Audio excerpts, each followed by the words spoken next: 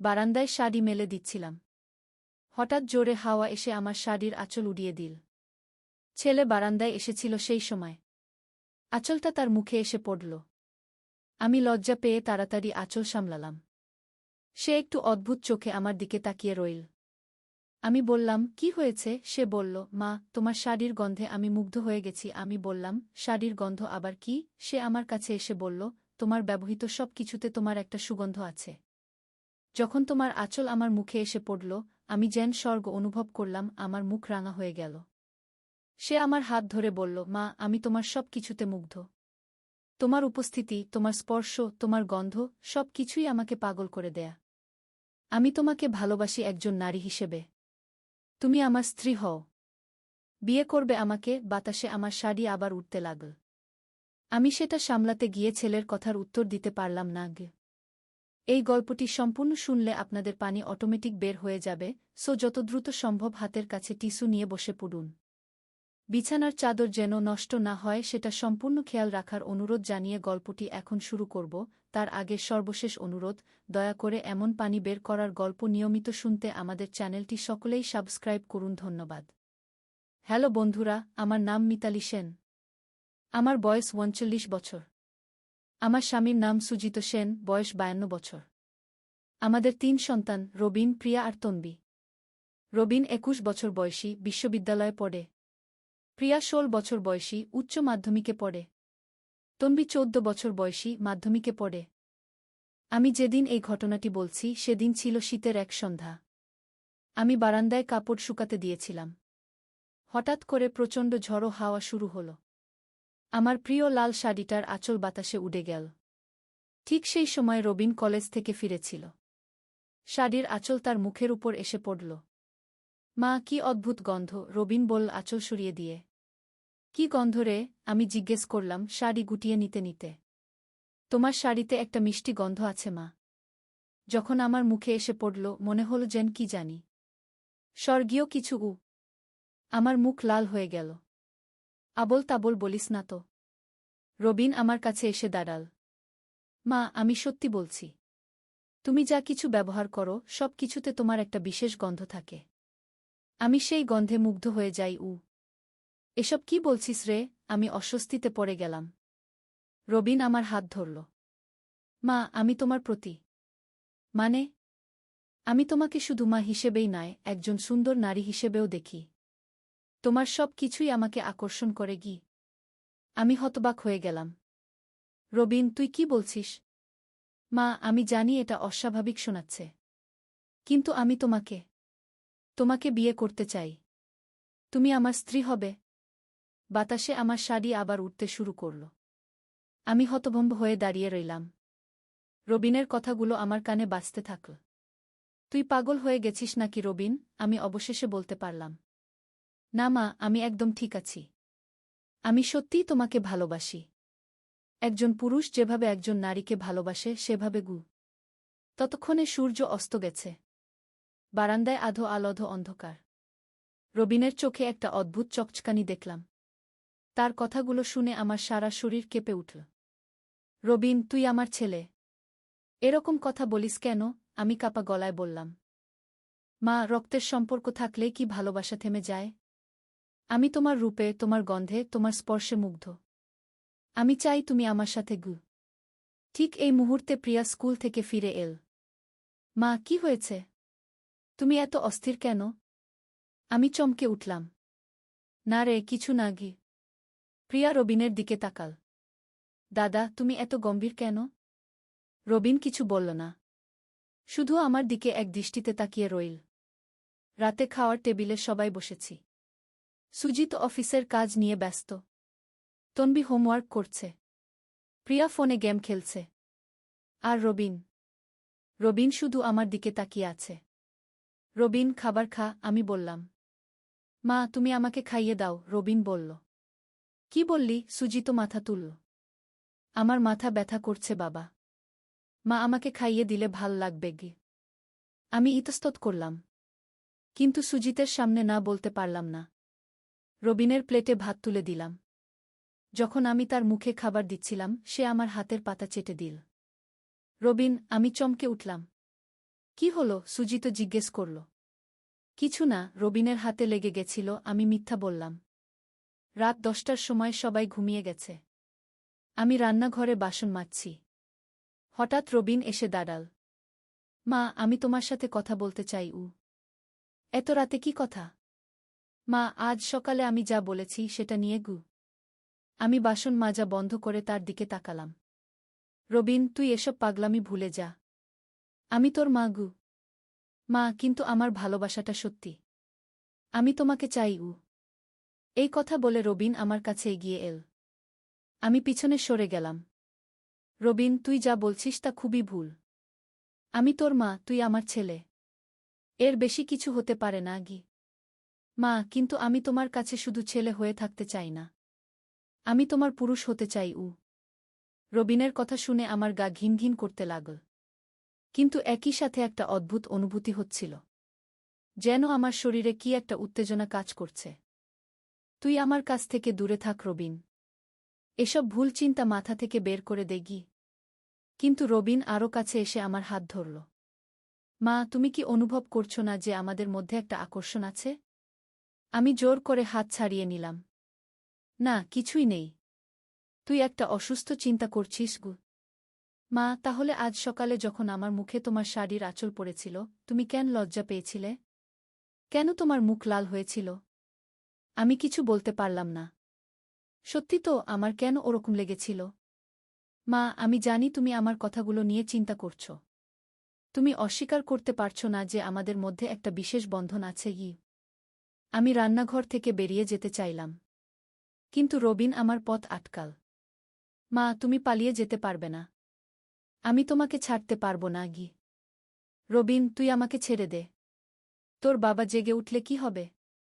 বাবা জানবে না। এটা আমাদের মধ্যের ব্যাপার। রবিন আমার কাঁধে হাত রাখল। আমি কেঁপে উঠলাম। মা, তুমি কাঁপছ কেন? তুমি কি আমার স্পর্শে উত্তেজিত হচ্ছ? না। আমি আমি ভয় পাচ্ছি। কিসের ভয় মা? আমি তো তোমার ছেলে। আমি তোমার কোনো ক্ষতি করব না।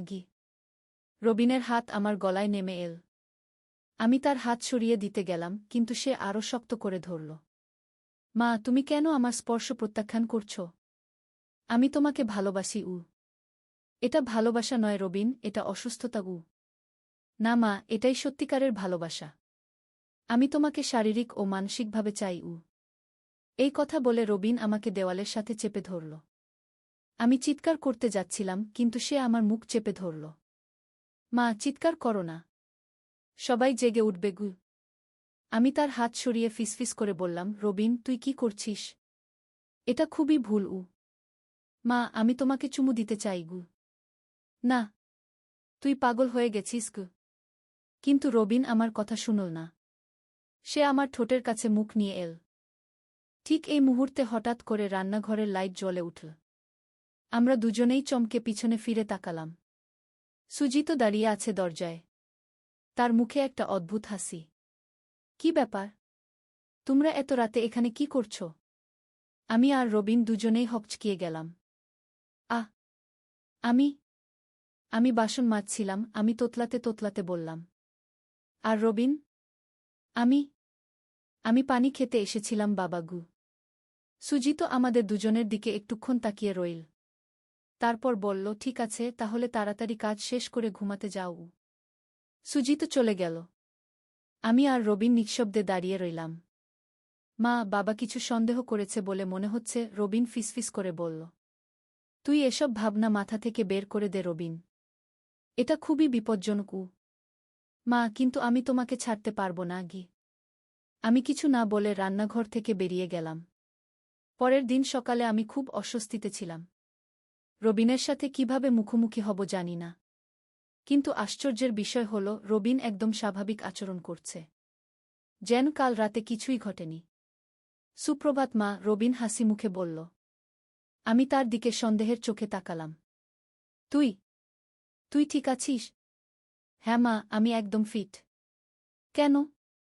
আমি কিছু বলতে পারলাম না। হয়তো রবিন সত্যিই কাল রাতের ঘটনা ভুলে গেছে। কিন্তু আমি ভুল ভেবেছিলাম। দুপুরে যখন সবাই বাইরে গেছে, রবিন আমার কাছে এল। মা, আমি কাল রাতের কথা ভুলে যাইনি। আমি এখনো তোমাকে চাই। আমার হৃৎপিণ্ড দ্রুত স্পন্দিত হতে লাগল। রবিন, তুই দয়া করে এসব বন্ধ কর। মা, আমি জানি তুমি আমার সাথে একা থাকতে চাও। তুমি কেন অস্বীকার করছ? কারণ এটা ভুল। কিন্তু ভালোবাসা কখনো ভুল হতে পারে না, মা। রবিন আমার দিকে এগিয়ে এল। আমি পিছিয়ে গেলাম। মা, তুমি আমার কাছ থেকে পালাতে পারবে না। আজ না হোক কাল আমি তোমাকে আমার করে নেব। রবিন, তুই আমাকে ভয় দেখাচ্ছিস কেন? আমি ভয় দেখাচ্ছি না, মা। আমি শুধু আমার আবেগ প্রকাশ করছি। হঠাৎ করে দরজার কলিং বেল বাজল। আমি স্বস্তির নিঃশ্বাস ফেললাম। দরজা খুলে দেখি আমার বোন রীতা এসেছে। দিদি, কেমন আছো? রীতা আমাকে জড়িয়ে ধরল। ভালো আছি। তুই হঠাৎ এলি কেন? আমার একটা জরুরি কাজ ছিল। ভাবলাম তোমার সাথে দেখা করে যাই। রীতা বসার ঘরে বসল।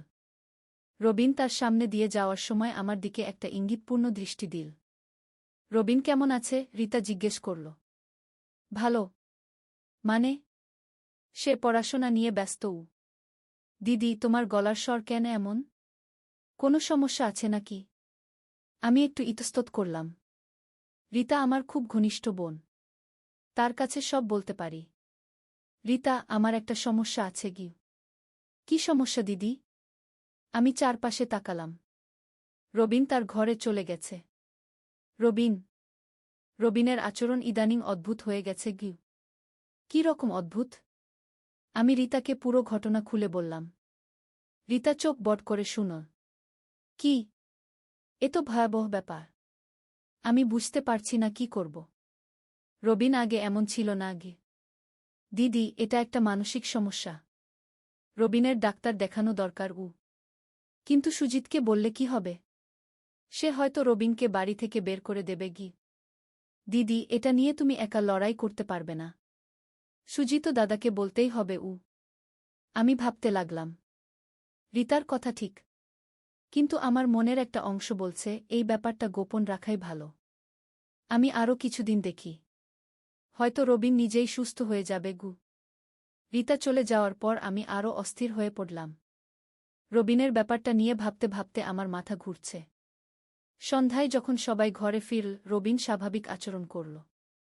কিন্তু যখনই তার সাথে আমার একা হওয়ার সুযোগ হয়, সে আগের মতোই অদ্ভুত কথা বলতে থাকে। মা, আমি তোমার জন্য একটা সারপ্রাইজ রেখেছি, রাতে রবিন আমাকে বলল। কি সারপ্রাইজ রবিন? মা, তুমি আমার সাথে ছাদে এসো। আমি ইতস্তত করলাম। ছাদে কেন? তুমি এলেই জানতে পারবে। অগত্যা আমি রবিনের সাথে ছাদে গেলাম। ছাদে গিয়ে দেখি একটা টেবিল সাজানো আছে। টেবিলে 2টো প্লেট, গ্লাস আর সুন্দর করে সাজানো খাবার।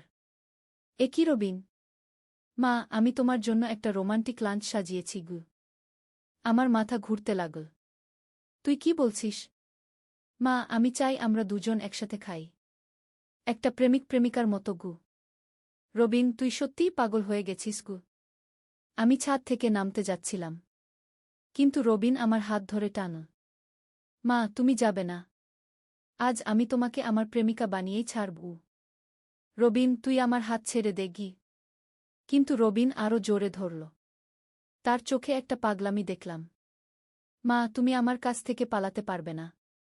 আজ আমি তোমাকে। হঠাৎ করে ছাদের দরজা খুলে গেল। আমরা দুজনেই চমকে তাকালাম। আমার চোখ কপালে উঠল। সুজিত দাঁড়িয়ে আছে দরজায়। তার সাথে একজন অজানা লোক। কি ব্যাপার? তোমরা এখানে কি করছ? সুজিত জিজ্ঞেস করল।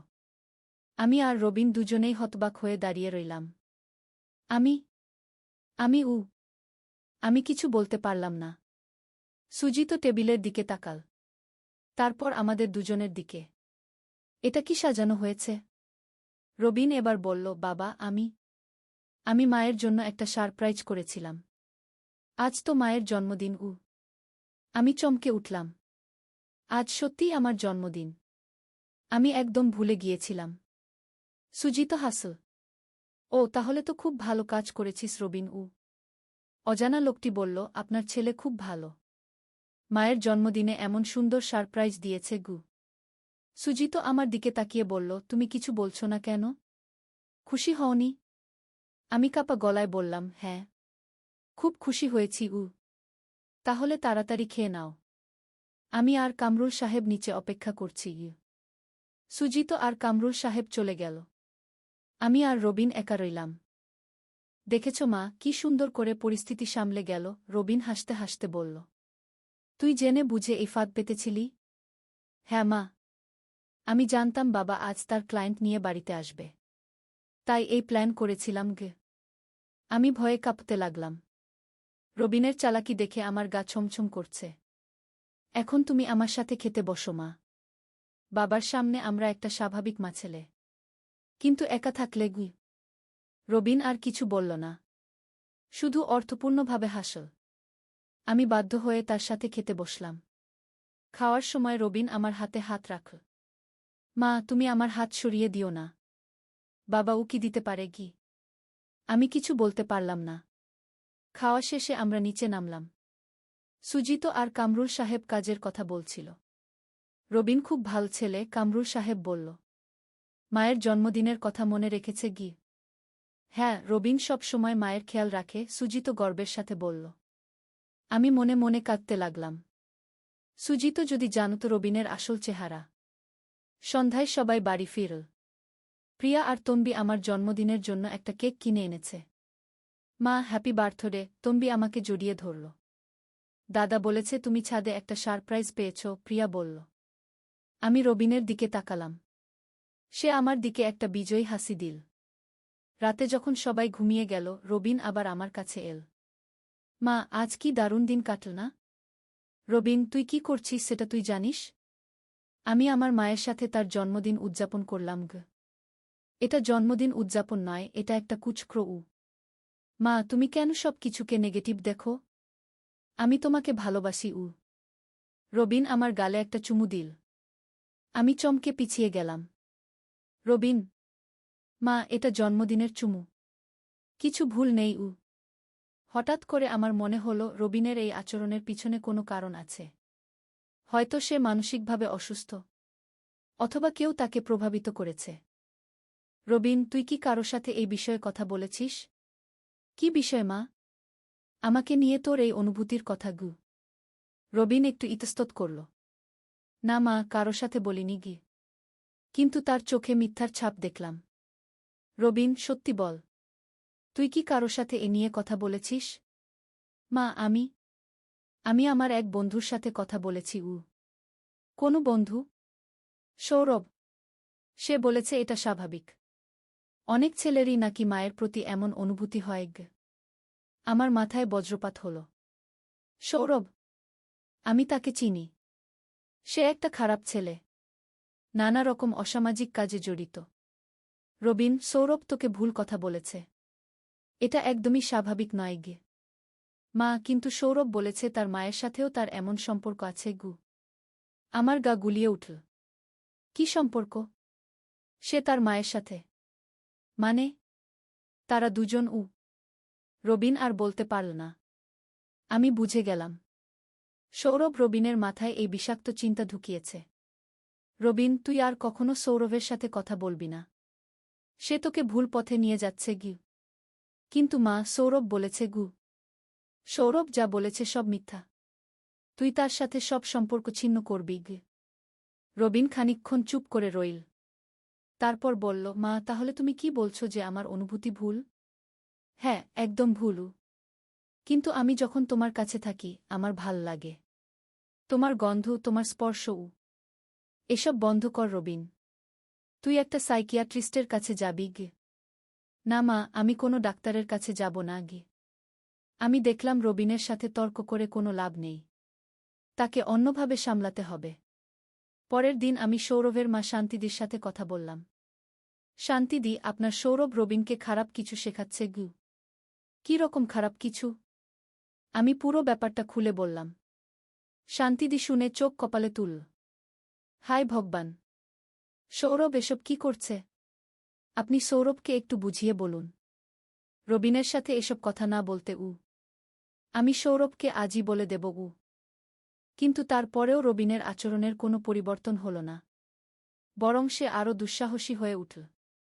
একদিন রাতে সে আমার ঘরে ঢুকল। আমি তখন একা ছিলাম। সুজিত বাথরুমে গেছে। মা, আমি আর অপেক্ষা করতে পারছি না গি। আমি বিছানায় উঠে বসলাম। কি? আমি তোমাকে আজই চাই। রবিন আমার দিকে এগিয়ে এল। আমি চিৎকার করতে গেলাম, কিন্তু সে আমার মুখ চেপে ধরল। মা, চিৎকার করো না। বাবা এসে পড়বে গু। রবিন, তুই কি করছিস? রবিন আমাকে বিছানায় ঠেলে দিল। আমি তার হাত সরিয়ে দেওয়ার চেষ্টা করলাম। মা, তুমি আমাকে প্রত্যাখ্যান করো না। আমি তোমাকে ভালোবাসি। ঠিক এই মুহূর্তে বাথরুমের দরজা খুল। সুজিত বের হল। রবিন তাড়াতাড়ি আমার থেকে সরে গেল। রবিন, তুই এখানে কি করছিস? সুজিত জিজ্ঞেস করল। আমার পেট ব্যথা করছিল। মায়ের কাছে ওষুধ চাইতে এসেছিলাম গে। সুজিত আমার দিকে তাকাল। রবিনের ওষুধ দিয়েছ? আমি কাঁপা গলায় বললাম, হ্যাঁ দিয়েছি। রবিন চলে গেল। কিন্তু সুজিত আমার মুখের দিকে তাকিয়ে রইল। তোমার মুখ এত ব্যর্থ কেন? কিছু না, ঘুমের ঘোরে চমকে গিয়েছিলাম গে। কিন্তু আমি বুঝতে পারলাম সুজিত সন্দেহ করতে শুরু করেছে। পরের দিন সকালে সুজিত আমাকে ডেকে বলল, আমার মনে হচ্ছে রবিনের আচরণ ইদানিং অস্বাভাবিক গো। আমার বুক ধক করে উঠল। কি রকম অস্বাভাবিক? কাল রাতে সে আমাদের ঘরে এল। তার চোখে একটা অদ্ভুত চাহনি দেখলাম গো। হয়তো সত্যিই তার পেট ব্যথা করছিল।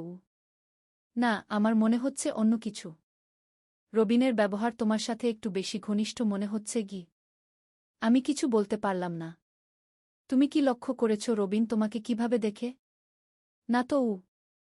আমি বেশ কিছুদিন ধরে খেয়াল করছি। রবিনের তোমার প্রতি যে আচরণ, সেটা একজন ছেলের মায়ের প্রতি আচরণ নয় গে। আমার পা কাঁপতে লাগল। সুজিত সব বুঝে ফেলেছে। তুমি ভুল ভাবছ।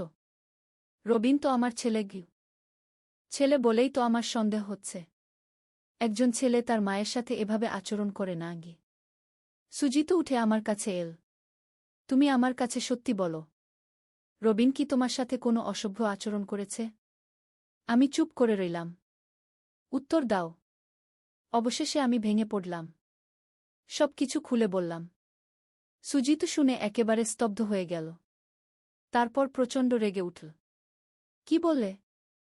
রবিন তোমাকে বিয়ে করতে চায়? হ্যাঁ গো। এবং সে তোমাকে জোর করার চেষ্টা করেছে? আমি মাথা নেড়ে সম্মতি দিলাম। সুজিত তখন গর্জন করে উঠল। রবিন, এখনই এসো। রবিন তার ঘর থেকে বেরিয়ে এল। কি হয়েছে বাবা? তুই গু। সুজিতর আগে কথা বলতে পারছিল না। বাবা, কি হয়েছে? তুই তোর মায়ের সাথে কি করার চেষ্টা করেছিস? রবিনের মুখ ফ্যাকাশে হয়ে গেল। বাবা, মা তোমাকে কি বলেছে? সত্যি বলেছে। তুই তোর মায়ের সাথে গু। সুজিত আর কথা বলতে পারল না। রবিনের মুখে একটা মারল। তুই একটা পশু। কিভাবে তোর নিজের মায়ের সাথে এমন ভাবতে পারিস? রবিন গাল চেপে ধরে দাঁড়িয়ে রইল। আজই তুই এই বাড়ি থেকে বের হয়ে যাবি গু। বাবা, আমি কোথায় যাব? জানি না। কিন্তু এই বাড়িতে থাকতে পারবি না গিয়ে। আমি সুজিতের হাত ধরলাম। একটু ভেবে দেখো। রবিন হয়তো মানসিকভাবে অসুস্থ হোক আর যাই হোক, এই বাড়িতে থাকতে পারবে না গিয়ে। রবিন তখন আমার দিকে তাকাল। তার চোখে অভিমান। মা, তুমি বাবার কাছে আমার বিরুদ্ধে গেলে কেন? আমি তোর ভালোর জন্যই গু। না মা, তুমি আমাকে ভালোবাসো না। তুমি আমাকে শাস্তি দিতে চাও। রবিন তার ঘরে গিয়ে দরজা বন্ধ করে দিল। সুজিত আর আমি দুজনে দাঁড়িয়ে রইলাম। আমার মনে হয় রবিনকে একজন মনোচিকিৎসকের কাছে নিয়ে যাওয়া উচিত, আমি বললাম। হ্যাঁ, কিন্তু তার আগে ওকে এই বাড়ি থেকে সরাতে হবে। প্রিয়া আর তনবির কথা ভাবো গো। সুজিতের কথা শুনে আমার মনে হলো সে ঠিকই বলেছে। রবিন যদি প্রিয়া বা তনবির সাথে এমন কিছু করে? সন্ধ্যায় রবিন তার ব্যাগ প্যাক করে বের হয়ে গেল। যাওয়ার সময় আমার দিকে একবার তাকাল। মা, আমি চলে যাচ্ছি। কিন্তু আমি তোমাকে ভুলতে পারবো না গি। আমার চোখ দিয়ে পানি পড়তে লাগল। রবিনের প্রতি আমার রাগ থাকলেও সে তো আমার ছেলে। রবিন চলে যাওয়ার পর বাড়িতে একটা নিস্তব্ধতা নেমে এল। প্রিয়া আর তনবি জিজ্ঞেস করল রবিন কেন চলে গেল। দাদার কলেজে হোস্টেল দিয়েছে, সুজিত বলল। কিন্তু আমি জানি রবিন আমাদের কাছে ফিরে আসবে। তার চোখে যে দৃঢ়তা দেখেছিলাম সেটা বলে দিচ্ছে এই গল্পের এখানেই শেষ নয়। সেই রাতে আমি ঠিকমতো ঘুমাতে পারলাম না। বারবার রবিনের কথা মনে হচ্ছিল। সে কোথায় গেল? কি করছে? পরের দিন সকালে আমি সৌরভের মা শান্তিদির কাছে গেলাম। শান্তিদি, রবিন গতকাল বাড়ি ছেড়ে চলে গেছে। সৌরভের কাছে এসেছে নাকি? না তো, সৌরভের কাছে আসেনি। কি হয়েছে? আমি পুরো ঘটনা বললাম না। শুধু বললাম রবিনের সাথে তার বাবার ঝগড়া হয়েছে। কিন্তু আমার মনে সন্দেহ হল। রবিন হয়তো সৌরভের কাছেই গেছে। দুপুরে যখন আমি বাজার থেকে ফিরছিলাম হঠাৎ দেখি রবিন রাস্তার পাশে দাঁড়িয়ে আছে। আমাকে দেখে সে কাছে এল। মা, আমি তোমার সাথে কথা বলতে চাই। রবিন, তুই কোথায় থাকছিস? সৌরভের বাড়িতে। কিন্তু সেটা গুরুত্বপূর্ণ নয়। আমি তোমার কাছে একটা প্রস্তাব নিয়ে এসেছি। কি প্রস্তাব? মা, আমি চাই তুমি বাবাকে ছেড়ে আমার সাথে চলে আসো। আমরা দুজন অন্য কোথাও গিয়ে থাকি। আমার মাথা ঘুরতে লাগল। তুই কি বলছিস? মা, আমি জানি এটা শুনতে অদ্ভুত লাগছে। কিন্তু আমি তোমাকে সত্যিকারের ভালোবাসা দিতে পারি। বাবা তোমাকে ভালোবাসে না গি। রবিন, তুই নিজের কথা শুনতে পাচ্ছিস? তুই তোর বাবার বিরুদ্ধে বলছিস? হ্যাঁ মা। বাবা তোমাকে কখনো সুখী করতে পারেনি। আমি পারি। আমি রবিনের গাল চপেটাঘাত করলাম। যথেষ্ট হয়েছে। তুই একটা অসুস্থ ছেলে। তোর চিকিৎসা দরকার। রবিন গাল চেপে ধরে দাঁড়িয়ে রইল। তার চোখে এবার রাগ। মা, তুমি আমার ভালোবাসা বুঝতে পারছ না। একদিন তুমি আমার কাছে ফিরে আসবে গি। এই বলে রবিন চলে গেল। আমি ভয়ে কাঁপতে কাঁপতে বাড়িতে ফিরে এলাম। সেই রাতে আমি সুজিতকে সব বললাম। রবিনকে পুলিশের হাতে তুলে দিতে হবে, সুজিত বলল। না, সে তো আমাদের ছেজ। আগামীকাল সবাই বাইরে থাকবে। শুধু আমরা দুজন বাড়িতে থাকব। তখন আমি তোমাকে দেখাব। আমার গলা শুকিয়ে গেল। কি দেখাবি? তুমি আগামীকাল জানতে পারবে গি। পরের দিন সত্যিই সুজিত অফিসে, প্রিয়া স্কুলে, তন্বী তার বন্ধুর বাড়িতে গেল। রবিনও কলেজে যাওয়ার কথা ছিল, কিন্তু সে বলল তার ক্লাস নেই। আমি খুবই অস্বস্তিতে ছিলাম। রবিন একা বাড়িতে থাকলে কি করবে জানি না। দুপুরের দিকে রবিন আমার কাছে এল। মা, এখন আমার সারপ্রাইজের সময়। কি সারপ্রাইজ? শুক্রবার সকালে বাজার করতে গেছি। ছেলে বলল সাথে যাবে। বাজারে গিয়ে মাছের দোকানে দাঁড়ালাম। দোকানদার জিজ্ঞেস করল, ভাবি, কি মাছ লাগবে? আমি অবাক হয়ে বললাম, ভাবি। দোকানদার হেসে বলল, ভাইয়ের বউ তো ভাবি। ছেলে হাসল। আমি কিছু বলার আগেই সে বলল, রুই মাছ দেন। সবজির দোকানে গিয়েও একই ঘটনা। দোকানদার বলল, বুয়ের জন্য তাজা সবজি নিন। বাজার শেষে রিকশায় উঠলাম।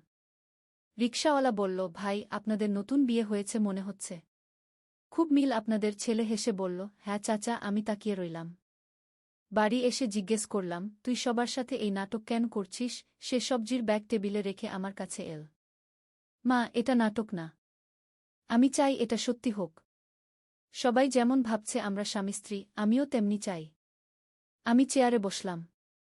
সে আমার সামনে বসল। মা, বাজারে যাওয়ার সময় দেখেছ সবাই কত স্বাভাবিকভাবে আমাদের দম্পতি ভেবেছে। কেউ কিছু অদ্ভুত মনে করেনি। মানে আমাদের জুটি ভাল লাগছে। আমাদের মধ্যে বয়সের পার্থক্য খুবই কম। তুমি দেখতেও অনেক তরুণী লাগো। তার কথা শুনে আমার মনে পড়ল বাজারে সবাই সত্যিই আমাদের স্বামী স্ত্রী ভেবেছিল।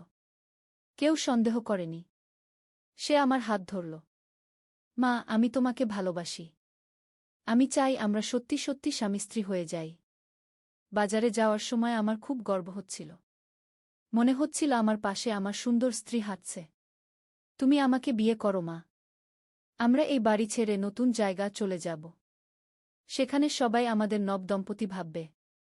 বাজারের ব্যাগ টেবিলে রাখা। সবজি, মাছ, সবকিছু। কিন্তু আমার মনে হচ্ছিল আমি নতুন সংসারের কেনাকাটা করেছি। ছেলের কথা শুনে মনে হচ্ছিল সত্যিই আমরা একসাথে নতুন জীবন শুরু করতে পারি। রিকশাওয়ালার কথা মনে পড়ল। সে বলেছিল আমাদের খুব মিল। তার চোখে এমন আকুতি দেখলাম যে মনে হলো সে সত্যিই আমাকে তার জীবনসঙ্গী হিসেবে চায়। বাজার করার সময় মানুষের কথা শুনে আমারও ভাল লেগেছিল। মনে হয়েছিল আমি কোনো সুখী স্ত্রী। এই গল্পটি সম্পূর্ণ শুনলে আপনাদের পানি অটোমেটিক বের হয়ে যাবে, সো যত দ্রুত সম্ভব হাতের কাছে টিস্যু নিয়ে বসে পড়ুন। বিছানার চাদর যেন নষ্ট না হয় সেটা সম্পূর্ণ খেয়াল রাখার অনুরোধ জানিয়ে গল্পটি এখন শুরু করব। তার আগে সর্বশেষ অনুরোধ, দয়া করে এমন পানি বের করার গল্প নিয়মিত শুনতে আমাদের চ্যানেলটি সকলেই সাবস্ক্রাইব করুন। ধন্যবাদ। হ্যালো বন্ধুরা, আমার নাম সুমিত্রা দাস। আমার বয়স 39 বছর। আমার স্বামীর নাম প্রদীপ দাস, বয়স 52 বছর। আমাদের 2 সন্তান, রিতেশ আর পূজা। রিতেশ 20 বছর বয়সী, বিশ্ববিদ্যালয়ে পড়ে। পূজা 14 বছর বয়সী, স্কুলে যায়। কিন্তু আজকের যে গল্পটা বলতে যাচ্ছি সেখানে আমার ছেলে রিতেশের সাথে যা হয়েছিল তা শুনলে আপনাদের বিশ্বাস করতে কষ্ট হবে। এমন রহস্যময় এবং অদ্ভুত ব্যাপার আমি জীবনে আর দেখিনি। সেদিনের ঘটনার পর থেকে রিতেশ আমার সাথে অদ্ভুত আচরণ করতে শুরু করেছিল। প্রতিদিন সকালে উঠেই আমার হাত ধরে বলতো, মা, তুমি কি সত্যিই আমাদের ব্যাপারে ভেবেছ? আমি প্রথমে ভাবলাম ছেলেটার মাথা খারাপ হয়ে গেছে। কিন্তু যত দিন যেতে লাগল রিতেশের আচরণ আরও অদ্ভুত হতে থাকল। রিতেশ আমাকে বলল, মা, তুমি জানো কেন বাজারের সবাই আমাদের স্বামী-স্ত্রী ভেবেছিল? আমি বললাম, তা আমি জানি না। রিতেশ বলল, কারণ আমাদের মধ্যে একটা বিশেষ সংযোগ আছে। এমন সংযোগ যা সাধারণত মাছেলের মধ্যে থাকে না। এই কথা শুনে আমার গা শিহরে উঠল। কি এমন সংযোগের কথা বলছে রিতেশ? আমি জিজ্ঞেস করলাম, কী রকম সংযোগ? রিতেশ আমার পাশে বসে বলল, মা, তুমি কি লক্ষ্য করেছ যে গত কয়েক মাস ধরে আমাদের স্বপ্ন একই রকম হচ্ছে? আমি চমকে উঠলাম। সত্যিই তো। গত 2 মাস ধরে আমি প্রতি রাতে একটাই স্বপ্ন দেখছি। স্বপনে দেখি যে আমি একটা অপরিচিত জায়গায় আছি, সেখানে একটা ছেলে আমার হাত ধরে রেখেছে। সেই ছেলের মুখ দেখতে পাই না, কিন্তু তার স্পর্শে একটা অদ্ভুত শান্তি অনুভব করি। রিতেশ বলল, মা, আমিও প্রতি রাতে দেখি যে আমি একজন মহিলার হাত ধরে আছি। সেই মহিলাকে দেখতে পাই না, কিন্তু তার উপস্থিতিতে আমার মন ভাল লাগে। আমার গলা শুকিয়ে গেল। এটা কি কাকতালীয় নাকি সত্যিই কোনো রহস্য? পরের সপ্তাহে আরও অদ্ভুত ঘটনা ঘটতে শুরু করল। রিতেশ যখন ক্লাসে যেত আমি বাড়িতে একা থাকতাম। হঠাৎ করে মনে হতো যেন কেউ আমার পাশে বসে আছে। ঘুরে তাকালে কাউকে দেখতে পেতাম না, কিন্তু একটা উষ্ণতা অনুভব করতাম। এক সন্ধ্যায় রিতেশ বাড়ি ফিরে বলল, মা, আজ ক্লাসে একটা অদ্ভুত ব্যাপার হয়েছে। আমি জিজ্ঞেস করলাম, কি হয়েছে? রিতেশ বলল, আজ ইংরেজির স্যার আমাকে জিজ্ঞেস করলেন যে আমার মা কেমন আছেন। আমি বললাম, ভালো আছেন। তখন স্যার বললেন, আজ সকালে আমার স্বপ্নে তোমার মাকে দেখেছি। খুব সুন্দর দেখতে। এই কথা শুনে আমার মাথা ঘুরে গেল। রিতেশের স্যার আমাকে স্বপ্নে দেখেছেন? কিন্তু উনি তো আমাকে কখনো দেখেননি। রিতেশ বলল, মা, এটাও কি কাকতালীয়? আমি কোনো উত্তর দিতে পারলাম না। রাতে খাওয়ার সময় রিতেশ বলল, মা, আমার মনে হচ্ছে আমাদের মধ্যে একটা অলৌকিক সংযোগ তৈরি হচ্ছে। আমি বললাম, এসব কি বলছিস তুই? রিতেশ বলল, মা, আমি পড়াশোনা করে জানতে পেরেছি যে মা আর ছেলের মধ্যে কখনো কখনো এমন মানসিক সংযোগ তৈরি হয় যা সাধারণ সম্পর্কের চেয়ে গভীর হয়। এটাকে বলে সাইকিক কানেকশন। আমি ভাবলাম রিতেশ হয়তো অনেক বই পড়ে এসব কথা বলছে। কিন্তু যা ঘটছে তার ব্যাখ্যা কি? পরের দিন সকালে ঘুম থেকে উঠে দেখলাম রিতেশ আমার রুমে বসে আছে। আমি জিজ্ঞেস করলাম, কি ব্যাপার এত সকালে? রিতেশ বলল, মা, গত রাতে আমার স্বপ্নে তুমি কাঁদছিলে, তাই চেক করতে এসেছি তুমি ভালো আছো কি না। আমার গলা শুকিয়ে গেল। সত্যিই গত রাতে আমি স্বপ্নে কান্নাকাটি করেছিলাম। স্বপ্নে দেখেছিলাম যে আমি একটা অন্ধকার ঘরে আছি এবং কেউ আমাকে সাহায্য করতে পারছে না। রিতেশ কিভাবে জানো? রিতেশ আমার কাছে এসে বসল। মা, আমি মনে করি আমাদের এই সংযোগটা স্বাভাবিক নয়। এর পিছনে কোনো রহস্য আছে। আমি জিজ্ঞেস করলাম, কি রহস্য? রিতেশ বলল, হয়তো আমাদের পূর্বজন্মে কোনো সম্পর্ক ছিল, অথবা আমাদের আত্মার মধ্যে কোনো বিশেষ বন্ধন আছে। এসব কথা শুনে আমার ভয় লাগতে শুরু করল। রিতেশের আচরণ দিন দিন আরও রহস্যজনক হয়ে উঠছিল। সে আমার সাথে এমনভাবে কথা বলতো যেন আমরা সত্যিই কোনো দম্পতি। আর সবচেয়ে অদ্ভুত ব্যাপার হলো, আমি নিজেও এই ব্যাপারে কৌতূহলী হয়ে উঠছিলাম। এক রাতে রিতেশ আমাকে বলল, মা, আমি একটা এক্সপেরিমেন্ট করতে চাই। আমি জিজ্ঞেস করলাম, কি এক্সপেরিমেন্ট? রিতেশ বলল, আমি চাই আমরা দুজনে একসাথে মেডিটেশন করি, দেখি আমাদের মধ্যে কি ধরনের সংযোগ তৈরি হয়। আমি প্রথমে রাজি হইনি, কিন্তু রিতেশ অনেক অনুরোধ করার পর আমি রাজি হলাম। আমরা দুজনে বসার রুমে মোমবাতি জ্বালিয়ে বসলাম। রিতেশ বলল, মা তুমি চোখ বন্ধ করো এবং আমার হাত ধরো। আমি চোখ বন্ধ করে রিতেশের হাত ধরলাম। কি অদ্ভুত! তার হাত ধরার সাথে সাথে আমার মধ্যে একটা শান্তির অনুভূতি এলো। মনে হলো যেন আমি কোনো নিরাপদ জায়গায় আছি। রিতেশ ধীরে ধীরে বলল, মা তুমি কি অনুভব করছো? আমি বললাম, খুব শান্তি লাগছে। হঠাৎ আমার মনে একটা দৃশ্য ভেসে উঠল। দেখলাম যে আমি একটা প্রাচীন মন্দিরে আছি। সেখানে একজন পুরোহিত একটা ছেলে এবং একটা মেয়ের হাতে হাত রেখে কি যেন বলছেন। সেই ছেলেটাকে দেখতে রিতেশের মতো লাগছিল আর মেয়েটাকে আমার মতো। আমি চোখ খুলে রিতেশকে বললাম, আমি একটা অদ্ভুত দৃশ্য দেখেছি। রিতেশও চোখ খুলে বলল, আমিও। আমি দেখেছি যে আমি একটা প্রাচীন মন্দিরে আছি। আমি চমকে গেলাম। আমরা দুজনেই একই দৃশ্য দেখেছি। রিতেশ বলল, মা মনে হচ্ছে আমাদের পূর্বজন্মে সত্যিই কোনো সম্পর্ক ছিল। হয়তো আমরা সেই জন্মে স্বামী স্ত্রী ছিলাম। এই কথা শুনে আমার সারা শরীর কাঁপতে শুরু করল। পূর্বজন্মে আমরা স্বামী স্ত্রী ছিলাম? পরের কয়েকদিন আমি খুবই অস্থির থাকলাম। রিতেশের সাথে যা ঘটছিল তার কোনো যুক্তিসঙ্গত ব্যাখ্যা খুঁজে পাচ্ছিলাম না। আমি ঠিক করলাম যে একজন পণ্ডিতের সাথে কথা বলবো। পাড়ার একজন বয়স্ক পণ্ডিত আছেন, নাম হরিদাস জি। তিনি জ্যোতিষশাস্ত্র এবং পূর্বজন্মের বিষয়ে বিশেষজ্ঞ। আমি তার কাছে গিয়ে সব কিছু খুলে বললাম। হরিদাস জি অনেক মনোযোগ দিয়ে শুনলেন। তারপর তিনি বললেন, বেটি, তোমাদের যা হচ্ছে তা খুবই বিরল। এমন ঘটনা শত বছরে একবার ঘটে। আমি জিজ্ঞেস করলাম, কি এই ঘটনা? হরিদাস জি বললেন, এটা হল আত্মিক পুনর্মিলন। তোমাদের দুজনের আত্মা পূর্বজন্মে একসাথে ছিল।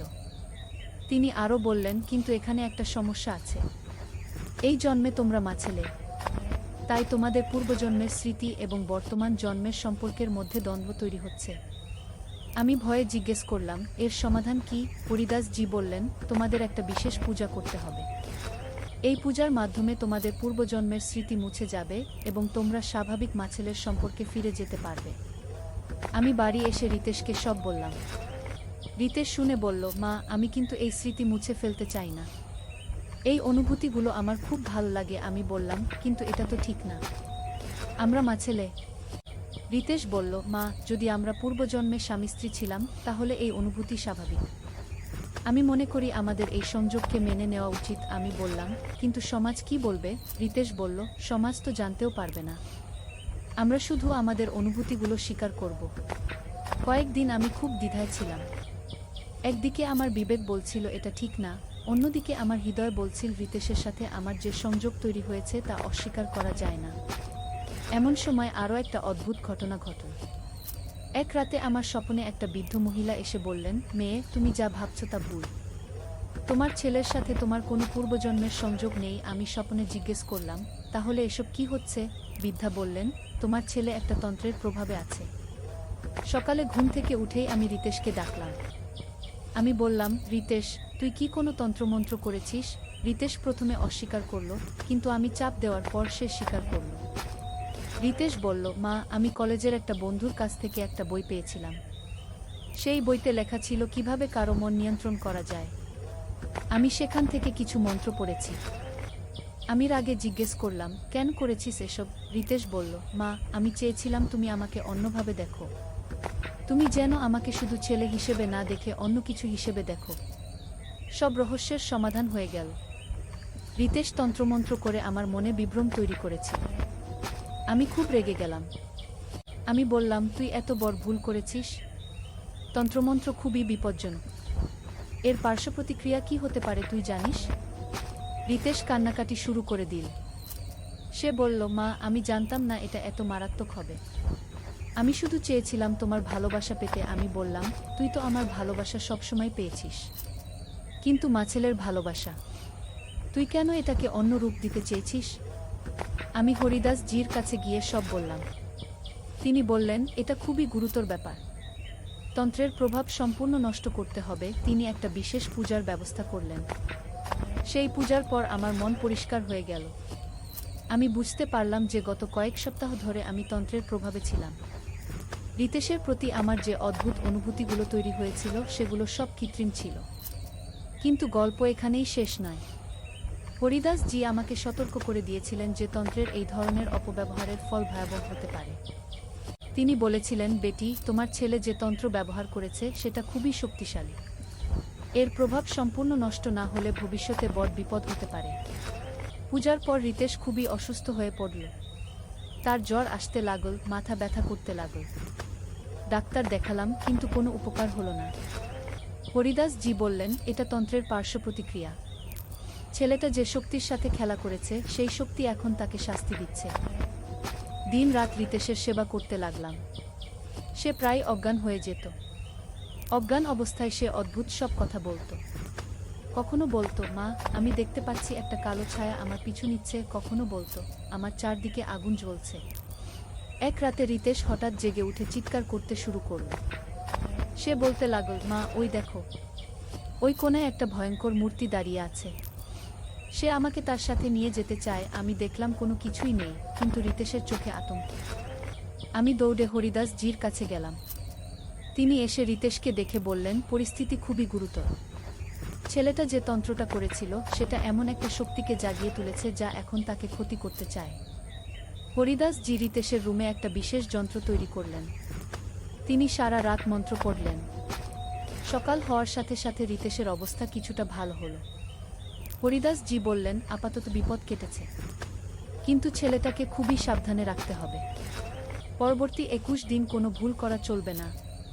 পরের কয়েকদিন রিতেশ খুবই শান্ত ছিল। সে আমার কাছে এসে ক্ষমা চাইল। বলল, মা, আমি খুবই ভুল করেছি। আমি জানতাম না তন্ত্র এত বিপজ্জনক। আমি তাকে মাফ করে দিলাম, কিন্তু মনে মনে ঠিক করলাম যে এই ব্যাপারে আরও সাবধানে থাকব। কিন্তু আসল রহস্য তখনই উন্মোচিত হলো যখন একদিন রিতেশের কলেজের সেই বন্ধু আমাদের বাড়িতে এসেছিল। তার নাম তন্ময়। সে রিতেশকে জিজ্ঞেস করল, রিতেশ, তুই সেই বইটা কাজে লাগিয়েছিলি? আমি কান খাড়া করে শুনতে লাগলাম। তন্ময় বলল, আমি তো তোকে বলেছিলাম যে ওই বইটা আমার দাদু। উনি বলেছিলেন ওটা খুবই বিপজ্জনক। রিতেশ বলল, তুই তো আমাকে বলিসনি যে এটা বিপজ্জনক। তন্ময় হেসে বলল, আরে, আমি ভেবেছিলাম তুই শুধু পড়বি, ব্যবহার করবি না। কে জানো, তুই সত্যি সত্যি মন্ত্র পড়ে ফেলবি। এই কথোপকথন শুনে আমি বুঝলাম যে তন্ময়ও এই ব্যাপারে জড়িত। আমি তাকে জিজ্ঞেস করলাম, তন্ময়, তুমি কি জানো যে রিতেশ কি করেছিল?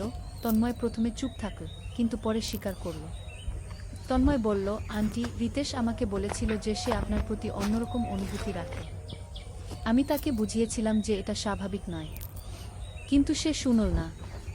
সে বলল যে আপনাকে তার প্রতি আকৃষ্ট করার কোনো উপায় চায়।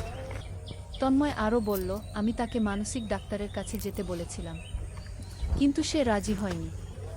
তখন আমি ভেবেছিলাম যে আমার দাদুর বইটা দেখলে হয়তো সে বুঝবে যে এসব অবাস্তব। আমি রাগে জিজ্ঞেস করলাম, তুমি জানতে যে বইটা বিপজ্জনক, তাও দিয়েছিলে কেন? তন্ময় বলল, আন্টি, আমি ভাবতে পারিনি যে রিতেশ সত্যি সত্যি মন্ত্র পড়বে। আমি ভেবেছিলাম সে শুধু পড়ে দেখবে। এই কথোপকথনের পর আমি হরিদাস জিকে সব বললাম। তিনি বললেন, এখন সব পরিষ্কার। তন্ময়ের দাদুর বইটা নিয়ে আসতে হবে। সেই বইতে হয়তো এই সমস্যার সম্পূর্ণ সমাধান আছে। তন্ময় তার দাদুর বইটা নিয়ে এল। বইটা দেখতে খুবই পুরনো। চামড়ার মলাটে সংস্কৃত ভাষায় কিছু লেখা। হরিদাস জি বইটা খুলে দেখলেন। তিনি বললেন, এই বইটা অন্তত 200 বছরের পুরনো। এতে যে তন্ত্রগুলো লেখা আছে সেগুলো খুবই শক্তিশালী। রিতেশ যে মন্ত্রটা পড়েছে সেটা এই বইয়েরই একটা অংশ। হরিদাস জি বইয়ের পাতা উল্টাতে উল্টাতে একটা বিশেষ অংশে থামলেন। তিনি বললেন, দেখো, এখানে লেখা আছে এই তন্ত্রের প্রতিকার। কিন্তু এই প্রতিকার করতে হলে রিতেশকে একটা কঠিন পরীক্ষার মধ্য দিয়ে যেতে হবে। আমি জিজ্ঞেস করলাম, কি ধরনের পরীক্ষা? হরিদাস জি বললেন, রিতেশকে 7 দিন সম্পূর্ণ একা একটা মন্দিরে থাকতে হবে। সেই 7 দিনে সে শুধু জল খেতে পারবে, অন্য কিছু না। আর তাকে দিনরাত একটা বিশেষ মন্ত্র জপ করতে হবে। রিতেশ প্রথমে ভয় পেয়েছিল, কিন্তু যখন সে বুঝল যে এটাই একমাত্র উপায়, তখন সে রাজি হয়ে গেল। আমরা শহরের বাইরে একটা পুরনো শিব মন্দিরে গেলাম। সেখানে পুরোহিত মহাশয় আছেন, তার সাহায্যে রিতেশের এই পরীক্ষার ব্যবস্থা করা হলো। 7 দিন আমি খুবই চিন্তিত ছিলাম। রিতেশের কি অবস্থা হচ্ছে জানতে পারছিলাম না। 7ম দিনে যখন আমি মন্দিরে গেলাম, দেখলাম রিতেশ খুবই দুর্বল, কিন্তু তার চোখে একটা শান্তি। রিতেশ আমাকে দেখে বলল, মা, আমি বুঝেছি আমি কত বড় ভুল করেছিলাম। এই 7 দিনে আমার মন সম্পূর্ণ পরিষ্কার হয়েছে। আমি আর কখনো এমন ভুল করব না। হরিদাস জি রিতেশকে পরীক্ষা করে বললেন, তন্ত্রের প্রভাব সম্পূর্ণ নষ্ট হয়েছে। এখন রিতেশ সম্পূর্ণ স্বাভাবিক। এরপর থেকে রিতেশ সত্যিই বদলে গেল। সে আমার সাথে আগের মতো স্বাভাবিক মাছেলের মতো আচরণ করতে শুরু করল। আর কখনো কোনো অদ্ভুত কথাবার্তা বলল না। তন্ময় এই ঘটনার পর খুবই অনুতপ্ত হয়েছিল। সে তার দাদুর বইটা আর কাউকে দেয়নি, বরং হরিদাস জির পরামর্শে সেই বইটা একটা বিশেষ পূজার মাধ্যমে নিরাপদ জায়গা রেখে দিয়েছে। এই পুরো ঘটনার পর আমি বুঝলাম যে তন্ত্রমন্ত্র বা কালো জাদু এইসব বিষয়ে খেলা করা কত বিপজ্জনক। একটা ছোট ভুলের জন্য আমাদের পুরো পরিবার বিপদে পড়ে গিয়েছিল। রিতেশ এখন আবার সেই আগের মতো হয়েছে। সে তার পড়াশোনায় মন দিয়েছে, কলেজে ভালো রেজাল্ট করছে। আর আমি শিখেছি যে কিছু কিছু জিনিস আছে যেগুলো নিয়ে কৌতূহল দেখানো উচিত নয়। কিন্তু এই গল্পের আরও একটা দিক আছে। হরিদাস জি আমাকে বলেছিলেন যে তন্ত্রের জগতে একবার প্রবেশ করলে সেই ব্যক্তি সারা জীবন সেই শক্তিদের নজরে থেকে যায়। তাই রিতেশকে সবসময় সাবধানে থাকতে হবে। 1 বছর কেটে গেছে সেই ঘটনার। রিতেশ এখন 21 বছর বয়সী। সে বিশ্ববিদ্যালয়ের শেষ বর্ষে পড়ছে। কিন্তু মাঝে মাঝে আমার মনে হয় যে রিতেশ কিছু লুকিয়ে রাখে। গত সপ্তাহে এক রাতে আমি শুনলাম রিতেশ তার রুমে কারো সাথে কথা বলছে। আমি দরজার কাছে গিয়ে শুনতে চেষ্টা করলাম, কিন্তু অদ্ভুত ব্যাপার হলো আমি শুধু রিতেশের গলা শুনতে পেলাম, অন্য কারো গলা শুনতে পেলাম না। পরের দিন সকালে আমি রিতেশকে জিজ্ঞেস করলাম, কাল রাতে তুই কার সাথে কথা বলছিলি? রিতেশ বলল, আমি তো কারো সাথে কথা বলিনি মা। তুমি হয়তো স্বপ্ন দেখেছ। কিন্তু আমি নিশ্চিত যে আমি রিতেশের কণ্ঠস্বর শুনেছিলাম। আমি আর কিছু বলিনি, কিন্তু মনে মনে ঠিক করলাম যে রিতেশের উপর নজর রাখব। কয়েকদিন পর আমি দেখলাম রিতেশের আচরণ আবার অদ্ভুত হয়ে উঠেছে। সে আমার সাথে কম কথা বলছে, বেশিরভাগ সময় নিজের রুমে কাটাচ্ছে, আর রাতে দেরি করে ঘুমাচ্ছে। এক রাতে আমি লক্ষ্য করলাম রিতেশের রুম থেকে একটা অদ্ভুত আলো বের হচ্ছে। আমি চুপিসারে গিয়ে দরজার ফাঁক দিয়ে দেখার চেষ্টা করলাম, কিন্তু দরজা বন্ধ ছিল। পরের দিন যখন রিতেশ কলেজে গেল, আমি তার রুমে ঢুকলাম। সবকিছু স্বাভাবিক মনে হলো, কিন্তু তার বইয়ের তাকে আমি একটা নতুন বই দেখলাম। বইটার নাম প্রাচীন তন্ত্রসাধনা। আমার হাত কাঁপতে লাগল। রিতেশ আবার তন্ত্রের বই পড়ছে। আমি বইটা খুলে দেখলাম, এর মধ্যে বিভিন্ন মন্ত্র এবং যন্ত্রের ছবি আছে। কিছু পাতা রিতেশের হাতের লেখায় নোট আছে। আমি দ্রুত হরিদাস জির কাছে গেলাম। তিনি বইটা দেখে গম্ভীর হয়ে গেলেন। তিনি বললেন, এটা খুবই বিপজ্জনক। রিতেশ আবার সেই পথে চলে গেছে। আমি কাঁদতে শুরু করে দিলাম। আমি বললাম, কিন্তু রিতেশ তো সুস্থ হয়ে গিয়েছিল। তাহলে আবার কেন? হরিদাস জি বললেন, তন্ত্রের জগৎ এত সহজে কাউকে ছাড়ে না। একবার সংযোগ তৈরি হলে সেই ব্যক্তিকে আবার টানতে থাকে। হরিদাস জি আরও বললেন, এবার পরিস্থিতি আরও জটিল। রিতেশ এখন আগের চেয়ে বেশি জানে। সে আরও শক্তিশালী তন্ত্র করতে পারে। সেদিন সন্ধ্যায় রিতেশ বাড়ি ফিরল। আমি তাকে সরাসরি জিজ্ঞেস করলাম, তুই আবার তন্ত্রের বই পড়ছিস কেন? রিতেশ প্রথমে অস্বীকার করার চেষ্টা করল, কিন্তু যখন আমি বইটা তার সামনে রাখলাম, তখন সে স্বীকার করল। রিতেশ বলল, মা, আমি আর তোমাকে নিয়ে কোনো পরীক্ষা করিনি। আমি এখন অন্য কিছু নিয়ে কাজ করছি। আমি জিজ্ঞেস করলাম, কি নিয়ে? রিতেশ বলল, আমি আমার ভবিষ্যৎ নিয়ে কাজ করছি। আমি চাই আমার জীবনে সফলতা আসুক। আমি বললাম, কিন্তু পড়াশোনা করে সফল হওয়া যায়, তন্ত্র করার দরকার কি? রিতেশ বলল, মা, সবাই পড়াশোনা করে, কিন্তু সবাই সফল হয় না। আমি চাই অন্যদের চেয়ে এগিয়ে থাকতে। আমি বুঝলাম যে রিতেশকে আবার সঠিক পথে আনতে হবে, কিন্তু এবার সে আগের মতো সহজে রাজি হবে না। সে এখন আরও জেদি হয়েছে। পরের কয়েকদিন আমি রিতেশের উপর কড়া নজর রাখলাম। আমি দেখলাম যে সে রাতে তার রুমে বিভিন্ন যন্ত্র তৈরি করছে, মাঝে মাঝে মন্ত্র উচ্চারণও করছে। এক রাতে আমি হঠাৎ ঘুম থেকে জেগে উঠলাম। মনে হল কেউ আমার নাম ধরে ডাকছে। আমি উঠে দেখলাম রিতেশের রুম থেকে একটা নীল আলো বের হচ্ছে। আমি ভয়ে তার রুমের কাছে গেলাম। দরজার ফাঁক দিয়ে দেখলাম রিতেশ মেঝেতে একটা যন্ত্র এঁকে তার মাঝখানে বসে আছে। তার সামনে একটা প্রদীপ জ্বলছে। সে কি যেন মন্ত্র পড়ছে। হঠাৎ রিতেশ জোরে চিৎকার করে উঠল। আমি দরজা খুলে ভিতরে ঢুকে গেলাম। দেখলাম রিতেশ মেঝেতে পড়ে আছে। তার চোখ বন্ধ, কিন্তু সারা শরীর কাঁপছে। আমি রিতেশকে ঝাঁকুনি দিলাম, কিন্তু সে জ্ঞান ফিরল না। আমি দৌড়ে হরিদাস জিকে ডাকতে গেলাম। তিনি এসে দেখে বললেন, রিতেশ একটা খুবই শক্তিশালী তন্ত্রের মধ্যে আটকে গেছে। তাকে বের করা খুবই কঠিন। হরিদাস জি সারা রাত চেষ্টা করলেন। সকাল হওয়ার পর রিতেশ জ্ঞান ফিরে পেল, কিন্তু তার অবস্থা খুবই খারাপ। সে কিছুই মনে করতে পারছিল না। হরিদাস জি বললেন, রিতেশ যে তন্ত্রটা করেছে সেটা তার স্মৃতিশক্তি নষ্ট করে দিয়েছে। তবে আশার কথা হলো এটা স্থায়ী নয়। ধীরে ধীরে সে সব মনে করতে পারবে। কিন্তু আমার কাছে এটাই যথেষ্ট ছিল। আমি সব তন্ত্রের বই এবং যন্ত্র পুড়িয়ে ফেললাম। রিতেশের যখন জ্ঞান একটু পরিষ্কার হলো, তখন আমি তাকে বললাম, তুই যদি আর কখনো এসব করিস তাহলে আমি তোকে বাড়ি থেকে বের করে দেব। রিতেশ কান্নাকাটি করে আমার কাছে ক্ষমা চাই। সে বলল, মা, আমি আর কখনো এসব করব না। আমি বুঝেছি এসব কত বিপজ্জনক। এরপর থেকে আরও 2 বছর কেটে গেছে। রিতেশ এখন 23 বছর বয়সী। সে গ্র্যাজুয়েট হয়েছে এবং একটা ভালো কাজ পেয়েছে। আর কখনো তন্ত্রমন্ত্র নিয়ে কোনো কথা বলেনি। কিন্তু আমি জানি যে এই অভিজ্ঞতা আমাদের দুজনকেই পরিবর্তন করেছে। আমি শিখেছি যে পারিবারিক সম্পর্কের মধ্যে কিছু সীমা আছে যেগুলো অতিক্রম করা উচিত নয়। আর রিতেশ শিখেছে যে জীবনে সফল হওয়ার জন্য কঠিন পরিশ্রম ছাড়া কোনো শর্টকাট নেই। আজও যখন আমি সেই বাজারের দিনের কথা মনে করি তখন শিহরিত হই।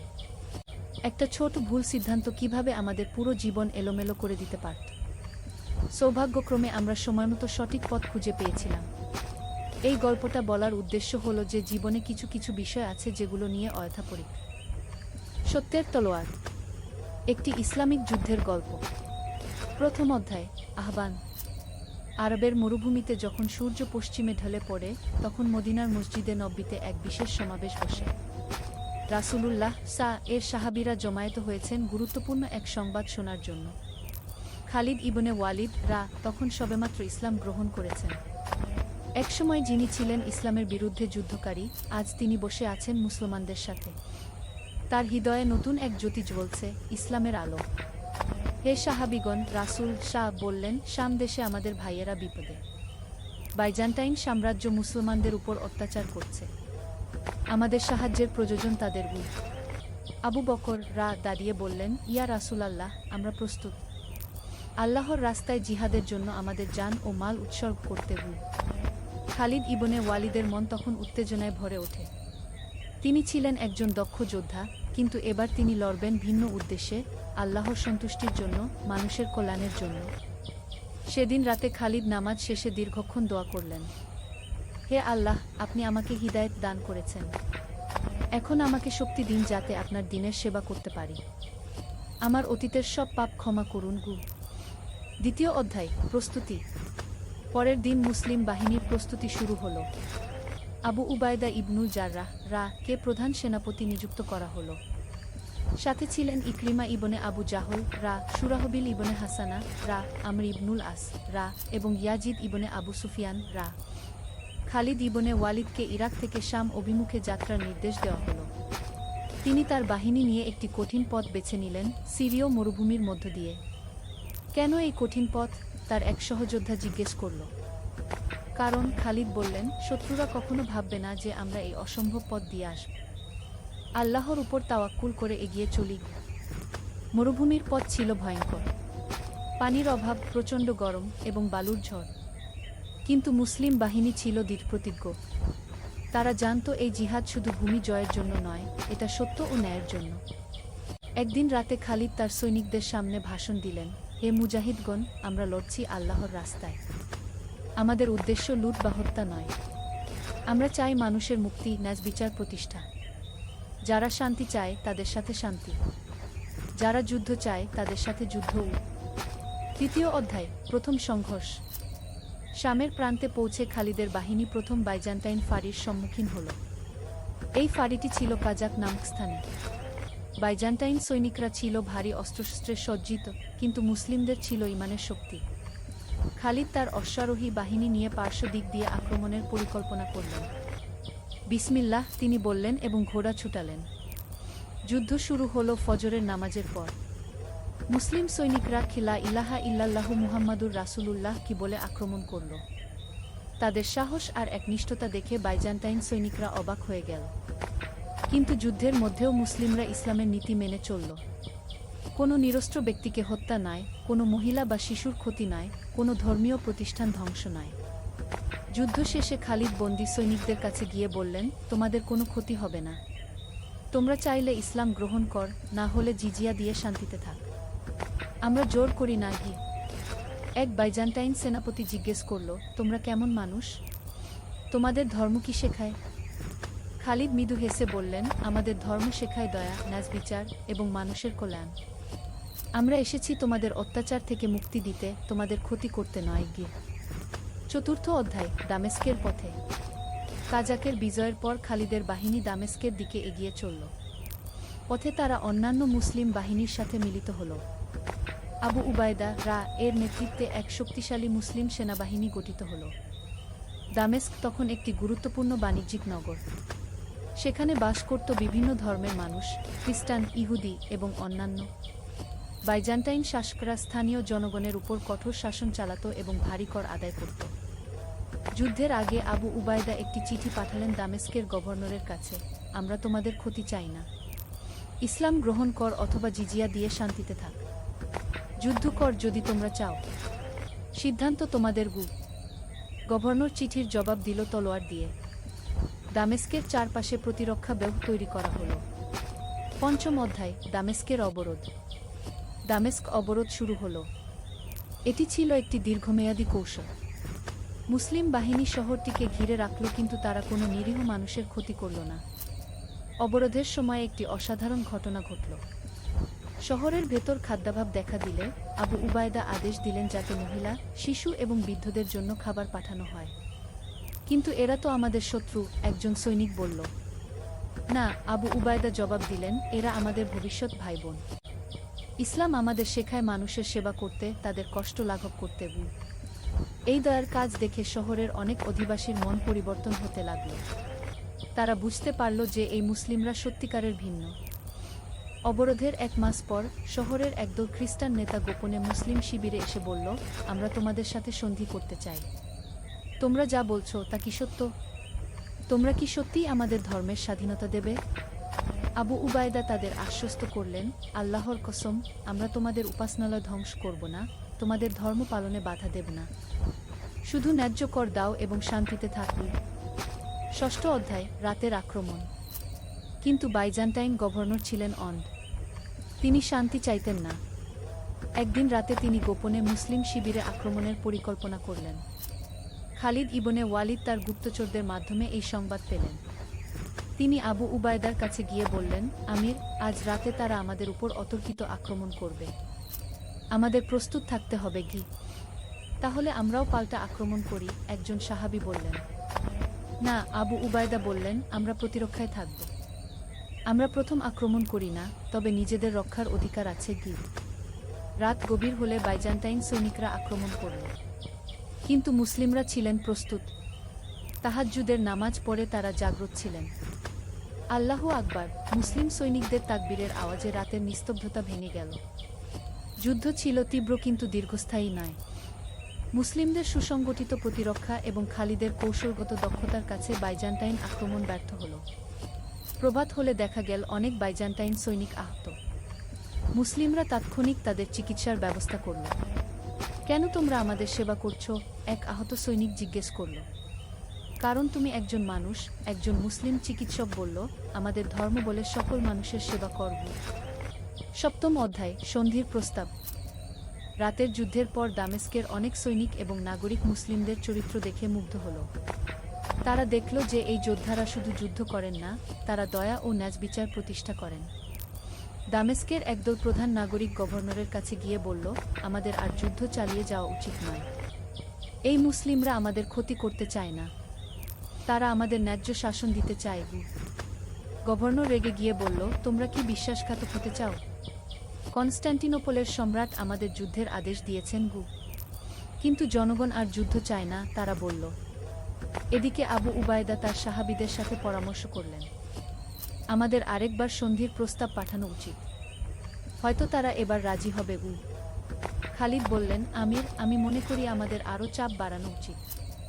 তবে শহরের নিরীহ মানুষের যাতে কোনো ক্ষতি না হয়। আবু উবায়দা একটি দোয়া পড়ে সিদ্ধান্ত নিলেন আরেকবার শান্তিপূর্ণ সমাধানের চেষ্টা করবেন।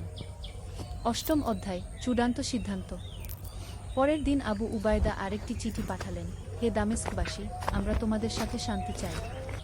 তোমাদের জীবন, সম্পত্তি এবং ধর্মের নিরাপত্তার গ্যারান্টি দিচ্ছি। শুধু ন্যায্য কর দাও এবং শান্তিতে বাস কর। এটাই আমাদের শেষ প্রস্তাব। শহরে এই চিঠি নিয়ে ব্যাপক আলোচনা হলো। সাধারণ মানুষ শান্তি চাইছিল। তারা দেখেছিল মুসলিমদের ন্যায়পরায়ণতা এবং দয়া। গভর্নর বুঝতে পারলেন যে তিনি জনগণের সমর্থন হারিয়ে ফেলেছেন। সেই রাতে তিনি গোপনে কনস্ট্যান্টিনোপলে পালিয়ে গেলেন। পরের দিন সকালে দামেস্কের নগর প্রধানরা মুসলিম শিবিরে এসে বলল, আমরা আপনাদের প্রস্তাব গ্রহণ করছি। শান্তি চুক্তি করতে চাই। আবু উবায়দা আল্লাহর শুকরিয়া আদায় করলেন। রক্তপাত ছাড়াই দামেস্ক মুসলিমদের নিয়ন্ত্রণে এলো। নবম অধ্যায়, নতুন শাসন। দামেস্ক জয়ের পর মুসলিমরা যে শাসন ব্যবস্থা চালু করল তা ছিল অভূতপূর্ব। তারা প্রতিশ্রুতি অনুযায়ী সকল ধর্মের মানুষের নিরাপত্তা নিশ্চিত করল। খ্রিস্টানরা তাদের গির্জায় প্রার্থনা করতে পারত, ইহুদিরা তাদের সিনাগে উপাসনা করতে পারত। কেউ জোর করে ইসলাম গ্রহণ করতে বলেনি। একদিন একটি খ্রিস্টান পরিবার আবু উবায়দার কাছে এসে বলল, আপনাদের ন্যায় বিচার দেখে আমরা মুগ্ধ। আমরা ইসলাম সম্পর্কে জানতে চাই। আবু উবায়দা তাদের সাথে দীর্ঘ আলোচনা করলেন ইসলামের মূলনীতি নিয়ে। তিনি বললেন, ইসলাম মানে শান্তি, এক আল্লাহর উপাসনা, সকল মানুষের সমানাধিকার, দরিদ্রদের সেবা, এগুলোই ইসলামের মূল কথাগুলো। সেই পরিবার এবং আরও অনেকে স্বেচ্ছায় ইসলাম গ্রহণ করল। তারা বুঝতে পারল যে এই ধর্ম তাদের মুক্তি দিচ্ছে। মুসলিম শাসনে দামেস্কের অর্থনৈতিক অবস্থার উন্নতি হল। দুর্নীতি কমে গেল, ন্যায় বিচার প্রতিষ্ঠিত হল এবং জনগণ শান্তিতে বাস করতে লাগল। দশম অধ্যায়, ইয়ারমুকের প্রান্তরে। কিন্তু বাইজান্টাইন সাম্রাজ্য হার মানতে রাজি ছিল না। সম্রাট হেরাক্লিয়াস একটি বিশাল বাহিনী পাঠালেন দামেস্ক পুনর্দখল করার জন্য। এই বাহিনী ছিল 1,00,000-এরও বেশি সৈনিকের। মুসলিম বাহিনী তখন মাত্র 30,000-এর মতো। সংখ্যার দিক থেকে তারা ছিল অনেক পিছিয়ে। খালিদ ইবনে ওয়ালিদ আবু উবায়দার কাছে বললেন, আমির, আমাদের উচিত ইয়ারমুকের প্রান্তরে তাদের মোকাবেলা করা। সেখানে আমরা কৌশলগত সুবিধা পাব। আবু উবায়দা সকল সেনাপতিদের সাথে পরামর্শ করে সিদ্ধান্ত নিলেন ইয়ারমুকে যাওয়ার। যাত্রার আগে মুসলিম বাহিনী বিশেষ নামাজ আদায় করল। তারা জানত এটি হবে একটি নির্ণায়ক যুদ্ধ। হে আল্লাহ, আবু উবায়দা দোয়া করলেন, আমরা লড়ছি আপনার দ্বীনের জন্য, মানুষের মুক্তির জন্য। আমাদের সাহায্য করুন। একাদশ অধ্যায়, সিদ্ধান্তের যুদ্ধ। ইয়ারমুকের প্রান্তরে দুই বাহিনী মুখোমুখি হল।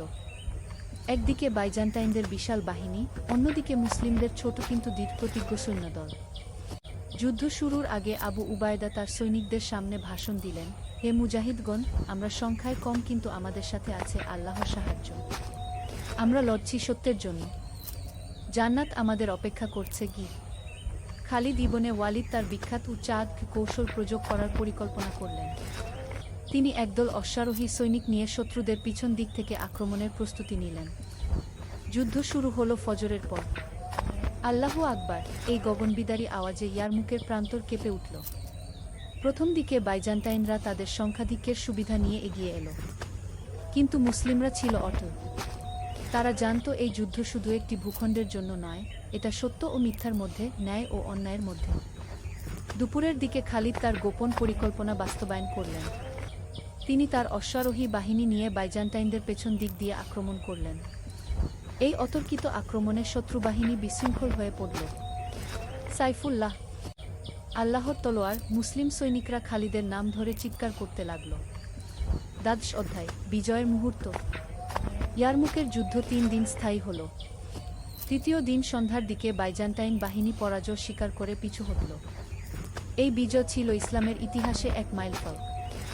যুদ্ধ শেষে আবু উবায়দা সিজদায় পড়ে গেলেন। আলহামদুলিল্লাহ, তিনি আল্লাহর শুকরিয়া আদায় করলেন। কিন্তু বিজয়ের মুহূর্তেও মুসলিমরা তাদের নীতি ভুলে যাননি। আহত শত্রু সৈনিকদের চিকিৎসা করা হলো, বন্দীদের সাথে সদয় ব্যবহার করা হলো। একজন বাইজান্টাইন জেনারেল খালিদের কাছে এসে বলল, তোমাদের মতো যোদ্ধা আমি কখনো দেখিনি। তোমরা জয়ী হয়েও দয়া দেখাও, এটা কেমন সম্ভব? খালিদ জবাব দিলেন, আমাদের ধর্ম আমাদের শেখায় বিজয়ী হয়েও বিনয়ী থাকতে। আমরা যুদ্ধ করি শান্তি প্রতিষ্ঠার জন্য, প্রতিশোধের জন্য নয়। সেই জেনারেল এবং আরও অনেকে সেদিন ইসলাম গ্রহণ করলেন। তারা বুঝতে পেরেছিলেন যে এই ধর্মেই তাদের আত্মিক শান্তি দিতে পারে। ত্রয়োদশ অধ্যায়, শাসন ব্যবস্থার পরিবর্তন। ইয়ারমুকের বিজয়ের পর পুরো শাম অঞ্চল মুসলিমদের নিয়ন্ত্রণে এলো। কিন্তু এই বিজয় এনেছিল নতুন দায়িত্ব। এখন তাদের শাসন করতে হবে লক্ষ লক্ষ মানুষকে, বিভিন্ন ধর্ম, ভাষা ও সংস্কৃতি। আবু উবায়দা একটি প্রশাসনিক কাউন্সিল গঠন করলেন। এতে ছিলেন মুসলিম সেনাপতিরা এবং স্থানীয় খ্রিস্টান ও ইহুদি নেতারাও। আমাদের লক্ষ্য, আবু উবায়দা বললেন, সকল মানুষের কল্যাণ। ধর্ম যাই হোক, সবাই সমান ন্যায় বিচার পাবে। নতুন শাসন ব্যবস্থায় যে পরিবর্তনগুলো এলো: দুর্নীতি সম্পূর্ণভাবে বন্ধ, ন্যায্য কর ব্যবস্থা, সকল ধর্মের স্বাধীনতা, দরিদ্রদের জন্য বিশেষ সাহায্য, শিক্ষা ব্যবস্থার উন্নয়ন। একদিন এক খ্রিস্টান বৃদ্ধ আবু উবায়দার কাছে এসে বলল, আমি ৮০ বছর বয়সে এসে দেখলাম প্রকৃত ন্যায়বিচার কাকে বলে। বাইজান্টাইন শাসনে আমরা কখনো এমন শান্তি পাইনি কি। চতুর্দশ অধ্যায়, সহাবস্থানের উদাহরণ। মুসলিম শাসনাধীন শামে একটি অসাধারণ সভ্যতার বিকাশ ঘটল। এখানে মুসলিম, খ্রিস্টান, ইহুদি সবাই মিলেমিশে বাস করতে লাগল। দামেস্কে একটি বাজারে দেখা যেত মুসলিম, খ্রিস্টান এবং ইহুদি ব্যবসায়ীরা একসাথে ব্যবসা করছেন। কেউ কারো ধর্ম নিয়ে বিতর্ক করতেন না, সবাই নিজ নিজ বিশ্বাস পালন করতেন। একদিন শুক্রবার জুমার নামাজের সময় দেখা গেল একটি অভূতপূর্ব দৃশ্য। মসজিদের পাশের খ্রিস্টান গির্জায় আগুন লেগে গেছে। মুসলিমরা তৎক্ষণাৎ নামাজ ছেড়ে আগুন নেভাতে সাহায্য করল। কেন তোমরা নামাজ ছেড়ে এলে? একজন খ্রিস্টান জিজ্ঞেস করল। কারণ, একজন মুসলিম বলল, মানুষের সেবা আল্লাহর ইবাদতের অংশ। তোমাদের উপাসনালয় রক্ষা করাও আমাদের দায়িত্ব। এই ঘটনার পর অনেক খ্রিস্টান পরিবার ইসলাম সম্পর্কে আগ্রহী হয়ে উঠল। পঞ্চদশ অধ্যায়, শিক্ষা ও জ্ঞানের বিস্তার। মুসলিম শাসনে শামে শিক্ষা ব্যবস্থার অভূতপূর্ব উন্নতি হল। খালিদ ইবনে ওয়ালিদ শুধু একজন যোদ্ধা ছিলেন না, তিনি ছিলেন জ্ঞানপ্রেমিকও। তিনি দামেস্কে একটি শিক্ষা কেন্দ্র প্রতিষ্ঠা করলেন। এই কেন্দ্রে শেখানো হতো কুরআন ও হাদিস, আরবি ভাষা ও সাহিত্য, গণিত ও জ্যোতির্বিদ্যা, চিকিৎসাবিদ্যা, দর্শন ও নীতিশাস্ত্র। মজার বিষয় হল, এই শিক্ষা কেন্দ্রে শুধু মুসলিমরাই নয়, খ্রিস্টান এবং ইহুদি ছাত্ররাও পড়াশোনা করত। জ্ঞানের ক্ষেত্রে কোনো ধর্মীয় বাধা ছিল না। একদিন এক ইহুদি পণ্ডিত খালিদের কাছে এসে বললেন, আপনাদের এই জ্ঞানপ্রেম আমাকে অভিভূত করেছে। ইসলাম সত্যিই জ্ঞানের ধর্ম? খালিদ বললেন, আমাদের রাসূল শাহ বলেছেন, জ্ঞান অর্জন করা প্রতিটি মুসলিমের উপর ফরজ। আমরা সবার কাছ থেকে জ্ঞান নিতে চাই এবং সবাইকে জ্ঞান দিতে চাই। ষোড়শ অধ্যায়, চূড়ান্ত পরীক্ষা। কিছু বছর পর আবার একটি বড় চ্যালেঞ্জ এলো। পার্শ্ব থেকে একটি বিদ্রোহী গোষ্ঠী শামে আক্রমণ করার হুমকি দিল। তারা দাবি করল যে তারাই প্রকৃত ইসলাম প্রতিষ্ঠা করবে। এই গোষ্ঠীর নেতা ছিল মুসাজলামা নামক একজন মিথ্যা নবী দাবিদার। তার অনুসারীরা শামের মুসলিমদের বিরুদ্ধে প্রচারণা চালাচ্ছিল। আবু উবায়দা এই সংকটে খুবই চিন্তিত হলেন। তিনি খালিদের সাথে পরামর্শ করলেন। এটি আরও কঠিন চ্যালেঞ্জ, খালিদ বললেন, কারণ এরা মুসলিম নাম দিয়ে ইসলামের বিরুদ্ধে লড়ছে। আমাদের খুব সাবধানে এগোতে হবে। আবু উবায়দা সিদ্ধান্ত নিলেন, প্রথমে শান্তিপূর্ণ সমাধানের চেষ্টা করবেন। তিনি মুসায়লামার কাছে একটি দূত পাঠালেন।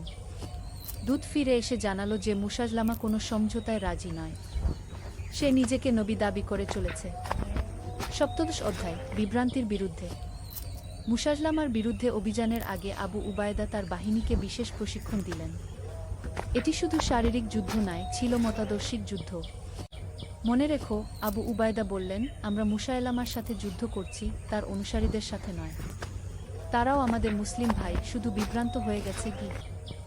যুদ্ধক্ষেত্রে গিয়ে দেখা গেল মুসায়লামার অনেক অনুসারী আসলে সাধারণ মানুষ, যারা তার মিথ্যা প্রচারণায় বিভ্রান্ত হয়েছে। যুদ্ধ শুরুর আগে খালিদ তার সৈনিকদের বললেন, যারা আত্মসমর্পণ করবে তাদের ক্ষমা করবে, যারা সত্য বুঝতে পারবে তাদের স্বাগত জানাবে। যুদ্ধ হলো কিন্তু অনেক রক্তপাত ছাড়াই। কারণ যুদ্ধের মাঝেই অনেক বিভ্রান্ত অনুসারী সত্য বুঝতে পেরে মুসলিম বাহিনীতে যোগ দিল। মুসায়লামা নিহত হওয়ার পর তার বাকি অনুসারীরা আত্মসমর্পণ করল। আবু উবায়দা তাদের সবাইকে ক্ষমা করে দিলেন এবং তাদের আবার প্রকৃত ইসলামের শিক্ষা দিলেন। অষ্টাদশ অধ্যায়, উত্তরাধিকার। বছরগুলো কেটে গেল। শামে ইসলামী শাসন দৃঢ়মূল হল। খালিদ ইবনে ওয়ালিদ বিদ্ধ হয়ে গেলেন, কিন্তু তার সাহস ও ঈমান ছিল অটুট। একদিন তিনি তার ছেলেদের কাছে বললেন, আমি জীবনে অনেক যুদ্ধ করেছি, কিন্তু মনে রেখো, আমরা যুদ্ধ করেছি শান্তি প্রতিষ্ঠার জন্য। তোমরাও এই পথে চলবে কি? আবু উবায়দা একদিন মৃত্যুশয্যায় শুয়ে তার সাথীদের বললেন, আল্লাহর শুকরিয়া, তিনি আমাদের দিয়ে অনেক কাজ করিয়ে নিয়েছেন। এখন তোমরা এই দায়িত্ব এগিয়ে নিয়ে যাও। তাদের পরবর্তী প্রজন্ম এই উত্তরাধিকার সংরক্ষণ করল। শামে গড়ে উঠল একটি আদর্শ সমাজ, যেখানে ন্যায়বিচার, সহিষ্ণুতা এবং জ্ঞানচর্চা একসাথে ফুলে ফলে উঠল। বিংশ অধ্যায়, স্মৃতি ও শিক্ষা। অনেক বছর পরে এক ইতিহাসবিদ শামের এই ঘটনাবলী লিপিবদ্ধ করতে এলেন। তিনি পুরানো সাহাবীদের সাথে কথা বললেন, স্থানীয় মানুষদের কাছ থেকে গল্প শুনলেন। সবচেয়ে বড় কথা, একজন বৃদ্ধ খ্রিস্টান বললেন, তারা আমাদের জোর করে মুসলিম বানাননি। আমরা তাদের চরিত্র দেখে নিজেরাই আকৃষ্ট হয়েছি। তারা প্রমাণ করেছিল। একজন প্রাক্তন ইহুদি পণ্ডিত বললেন, যে ধর্মে জোর নেই। সত্যিকারের ধর্ম মানুষের হৃদয় জয় করে কি? এক মুসলিম তরুণ জিজ্ঞেস করল, তাহলে আমাদের শিক্ষা কি? ইতিহাসবিদ বললেন, শিক্ষা হলো, ইসলাম শুধু একটি ধর্ম নয়, এটি একটি জীবন ব্যবস্থা। এটি শেখায় কিভাবে ন্যায়ের সাথে যুদ্ধ করতে হয়, কিভাবে বিজয়ের পর বিনয়ী থাকতে হয়, এবং কিভাবে সবার সাথে শান্তিতে বাস করতে হয়। বিংশ অধ্যায়, চিরন্তন বার্তা। খালিদ ইবনে ওয়ালিদ তার জীবনের শেষ দিনগুলোতে প্রায় বলতেন, আমি শত শত যুদ্ধে অংশ নিয়েছি, কিন্তু কখনো পরাজিত হইনি। এর কারণ আমার বীরত্ব নয়, এর কারণ আল্লাহর সাহায্য এবং সত্যের শক্তি। তিনি আরও বলতেন, প্রকৃত জিহাদ শুধু তলোয়ার দিয়ে নয়। প্রকৃত জিহাদ হল নিজের নফসের বিরুদ্ধে, অন্যায়ের বিরুদ্ধে এবং অজ্ঞতার বিরুদ্ধে। আবু উবায়দার শেষ বাণী ছিল, ইসলাম এসেছে মানুষকে মুক্তি দিতে, দাসত্ব থেকে, অত্যাচার থেকে, অজ্ঞতা থেকে। যে এই উদ্দেশ্যে কাজ করে সেই প্রকৃত মুসলিম। শামের এই ইতিহাস আজও মানুষকে শেখায় যে সত্যিকারের শক্তি সত্য ও ন্যায়ের মধ্যে। যারা মানুষের কল্যাণে কাজ করে, আল্লাহ তাদের সাহায্য করেন। উপসংহার: সত্যের তলোয়ার শুধু লোহার তৈরি নয়, এটি তৈরি ঈমান, ন্যায়বিচার এবং মানবতার ভালোবাসা দিয়ে। খালিদ ইবনে ওয়ালিদ, আবু উবায়দা এবং তাদের সাথীরা দেখিয়েছিলেন যে প্রকৃত বিজয় হল মানুষের হৃদয় জয় করা। আজকের যুগেও এই শিক্ষা প্রাসঙ্গিক। যারা ইসলামের সত্যিকারের অনুসারী, তারা সহিষ্ণু, দয়ালু এবং ন্যায়বিচারক। তারা জোর করে কাউকে তাদের বিশ্বাস গ্রহণ করতে বলে না, বরং নিজেদের আচরণ দিয়ে মানুষকে আকৃষ্ট করে। ইসলামের প্রকৃত জিহাদ হল মানবতার সেবা, জ্ঞানের প্রসার এবং পৃথিবীতে শান্তি প্রতিষ্ঠা। এটাই সত্যের তলোয়ারের আসল শক্তি। তোমাদের মধ্যে যারা ঈমান এনেছে এবং সৎকর্ম করেছে, আল্লাহ তাদের প্রতিশ্রুতি দিয়েছেন যে তিনি অবশ্যই তাদেরকে পৃথিবীতে খলিফা বানাবেন। সূরা নূর ৫:৫। বদরের বীর। একটি ইসলামিক যুদ্ধের গল্প। প্রথম অধ্যায়, সূর্যোদয়ের আগে। মদিনার রাস্তায় ফজরের আজানের ধ্বনি প্রতিধ্বনিত হচ্ছিল। তরুণ সাহাবী আবদুল্লাহ ইবনে মাসুদ তার তলোয়ার পরিষ্কার করছিলেন মসজিদে নববীর পাশের ছোট্ট কক্ষে। আজ বদরের যুদ্ধের দিন, ইসলামের ইতিহাসে এক মাইলফলক। আবদুল্লাহ তার সাথী উমাইর ইবনে হুমাম ডাকলেন, তুমি কি প্রস্তুত? আবদুল্লাহ তার তলোয়ার খাপে ভরে উত্তর দিলেন, আল্লাহর রাসূল সাল্লাল্লাহু আলাইহি ওয়াসাল্লামের সাথে থাকলে প্রস্তুত না হয়ে কি করা যায়? দূরত্বে রাসূলুল্লাহ সাল্লাল্লাহু আলাইহি ওয়াসাল্লাম সাহাবীদের সাথে পরামর্শ করছিলেন। তার মুখমণ্ডলে ছিল দৃঢ়তা আর চোখে ছিল আল্লাহর উপর পূর্ণ ভরসা।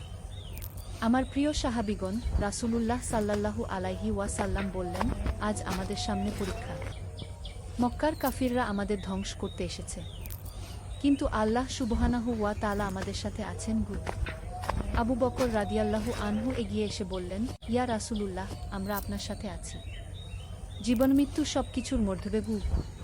উমর রাদিয়াল্লাহু আনহু তার তলোয়ার উঁচিয়ে বললেন, আল্লাহর শপথ, আমরা আপনাকে একা ছাড়ব না। দ্বিতীয় অধ্যায়, শত্রুর মুখোমুখি। সূর্য যখন মাথার উপরে উঠেছে, তখন বদরের প্রান্তরে দুই বাহিনী মুখোমুখি অবস্থান নিয়েছে। মুসলমান বাহিনী ১৩ জন, আর মক্কার কাফির বাহিনী প্রায় ১০০০ জন। আবদুল্লাহ ইবনে মাসুদ তার ঘোড়ায় বসে দেখলেন, শত্রুপক্ষের নেতা আবু জাহেল অহংকারের সাথে তার বাহিনীকে সাজিয়েছে। তার চারপাশে উতবা, সায়বা এবং ওয়ালিদের মতো কুরাইশ নেতারা। দেখো আবদুল্লাহ, উমাইর বললেন, তারা কত বেশি, কিন্তু আল্লাহর সাহায্য সংখ্যায় নয়, উমানে কি। রাসূলুল্লাহ সাল্লাল্লাহু আলাইহি ওয়াসাল্লাম তার হাত উঠিয়ে দোয়া করতে শুরু করলেন, আল্লাহুম্মা আনজিও নাসরাকাল্লাই ওয়াত্তানি। আল্লাহুম্মা ইন তুহলিক হাইহিল ইসাবাতা মিনাল মুসলিমিনা লা তুবাত ফিল আরদি। হে আল্লাহ, আপনি যে সাহায্যের ওয়াদা দিয়েছেন তা পাঠান। হে আল্লাহ, এই মুসলমান দলটি যদি ধ্বংস হয়ে যায় তাহলে পৃথিবীতে আর আপনার ইবাদত হবে না। হঠাৎ শত্রুপক্ষ থেকে ৩ জন যোদ্ধা এগিয়ে এল দ্বন্দ্বযুদ্ধের জন্য। উতবা, শায়বা এবং ওয়ালিদ। মুসলমান পক্ষ থেকে হামজা রাদিয়াল্লাহু আনহু, আলী রাদিয়াল্লাহু আনহু এবং উবাইদা ইবনুল হারিস রাদিয়াল্লাহু আনহু এগিয়ে গেলেন। তৃতীয় অধ্যায়। বিসমিল্লাহ। বিসমিল্লাহি ওয়াল হামদুলিল্লাহ। হামজা রাদিয়াল্লাহু আনহু তার তলোয়ার কাঁধে নিয়ে বললেন। দ্বন্দ্বযুদ্ধ শুরু হল। আলী রাদিয়াল্লাহু আনহু ওয়ালিদকে পরাজিত করলেন। হামজা রাদিয়াল্লাহু আনহু উতবাকে হত্যা করলেন। উবাইদা রাদিয়াল্লাহু আনহু আহত হলেন কিন্তু শায়বাকেও পরাস্ত করলেন। এই জয় দেখে মুসলমান বাহিনীতে উৎসাহের জোয়ার বয়ে গেল। আল্লাহু আকবর! চারদিকে তকবীরের ধ্বনি উঠল। আব্দুল্লাহ ইবনে মাসুদ অনুভব করলেন তার হৃদয়ে আল্লাহর নূর প্রবেশ করেছে। ভয় চলে গেছে, এসেছে অদম্য সাহস। রাসূলুল্লাহ সাল্লাল্লাহু আলাইহি ওয়াসাল্লাম তার সাহাবীদের দিকে তাকিয়ে বললেন, আজ আল্লাহ তার দ্বীনের সাহায্য করবেন। তোমরা ধৈর্য ধরো এবং তাকওয়া অবলম্বন করো। চতুর্থ অধ্যায়। ঝড়ের পূর্বে প্রশান্তি। যুদ্ধ শুরু হওয়ার ঠিক আগে আব্দুল্লাহ তার সাথী উমাইরকে বললেন, ভাই, তুমি কি ভয় পাচ্ছ? উমাইর হাসলেন, ভয়? আজ তো আমরা জান্নাতের পথে যাত্রা করছি। রাসূলুল্লাহ সাল্লাল্লাহু আলাইহি ওয়াসাল্লাম বলেছেন, বদরের যোদ্ধারা জান্নাতে যাবেন গু। তুমি ঠিক বলেছ, আব্দুল্লাহ বললেন, কিন্তু আমার মার কথা মনে পড়ছে। তিনি আমাকে বলেছিলেন, বেটা, আল্লাহর পথে সব সময় সততার সাথে লড়াই করিও। হঠাৎ আকাশে মেঘের ডাকাডাকি শুরু হলো। হালকা বৃষ্টি শুরু হয়েছে। রাসূলুল্লাহ সাল্লাল্লাহু আলাইহি ওয়াসাল্লাম বললেন, এটি আল্লাহর রহমতের নিদর্শন। তিনি আমাদের উপর শান্তি নায়েল করেছেন গু। বৃষ্টির ফোঁটায় ধুয়ে গেল সবার মুখের ক্লান্তি। নতুন উদ্যমে ভরে উঠল মুসলমান বাহিনী। পঞ্চম অধ্যায়। লা ইলাহা ইল্লাল্লাহ। আল্লাহ ছাড়া কোনো ইলাহ নেই, মুহাম্মদ সাল্লাল্লাহু আলাইহি ওয়াসাল্লাম আল্লাহর রাসূল। এই কালিমার ধ্বনিতে মুখরিত হয়ে উঠল বদরের ময়দান। যুদ্ধ শুরু হয়ে গেছে। আব্দুল্লাহ দেখলেন মুসলমান যোদ্ধারা অসাধারণ সাহসের সাথে লড়াই করছেন। তাদের মুখে আল্লাহর জিকর, হাতে তলোয়ার। হঠাৎ তিনি দেখলেন আবু জাহেল একা পড়ে গেছে। এই শয়তান ইসলামের সবচেয়ে বড় শত্রু। উমাইর, তিনি চিৎকার করে বললেন, আবু জাহেল ওদিকে। দুজনে মিলে আবু জাহেলের দিকে এগিয়ে গেলেন। কিন্তু ইতিমধ্যে মুয়াজ ইবনে আফরা এবং মুয়াজ ইবনে আমর আবু জাহেলকে আক্রমণ করেছেন। আবু জাহেল মাটিতে পড়ে গেল। আব্দুল্লাহ তার কাছে গিয়ে বললেন, হে আল্লাহর শত্রু, আজ তোর পরিণতি দেখু। আবু জাহেল মৃত্যুর সময়ও অহংকার দেখাতে চেষ্টা করল, কিন্তু তার চোখে ছিল ভয় আর অনুশোচনা। ষষ্ঠ অধ্যায়। ফেরেশতাদের আগমন। যুদ্ধ যখন তুঙ্গে, হঠাৎ আব্দুল্লাহ অনুভব করলেন চারপাশে কিছু অদ্ভুত ঘটনা ঘটছে। শত্রুরা ভয় পেয়ে যাচ্ছে কোনো অজানা কারণে। উমাইর তার কাছে এসে বললেন, আব্দুল্লাহ, তুমি কি দেখতে পাচ্ছ? মনে হচ্ছে আমাদের সাথে আরও কেউ লড়াই করছে গি।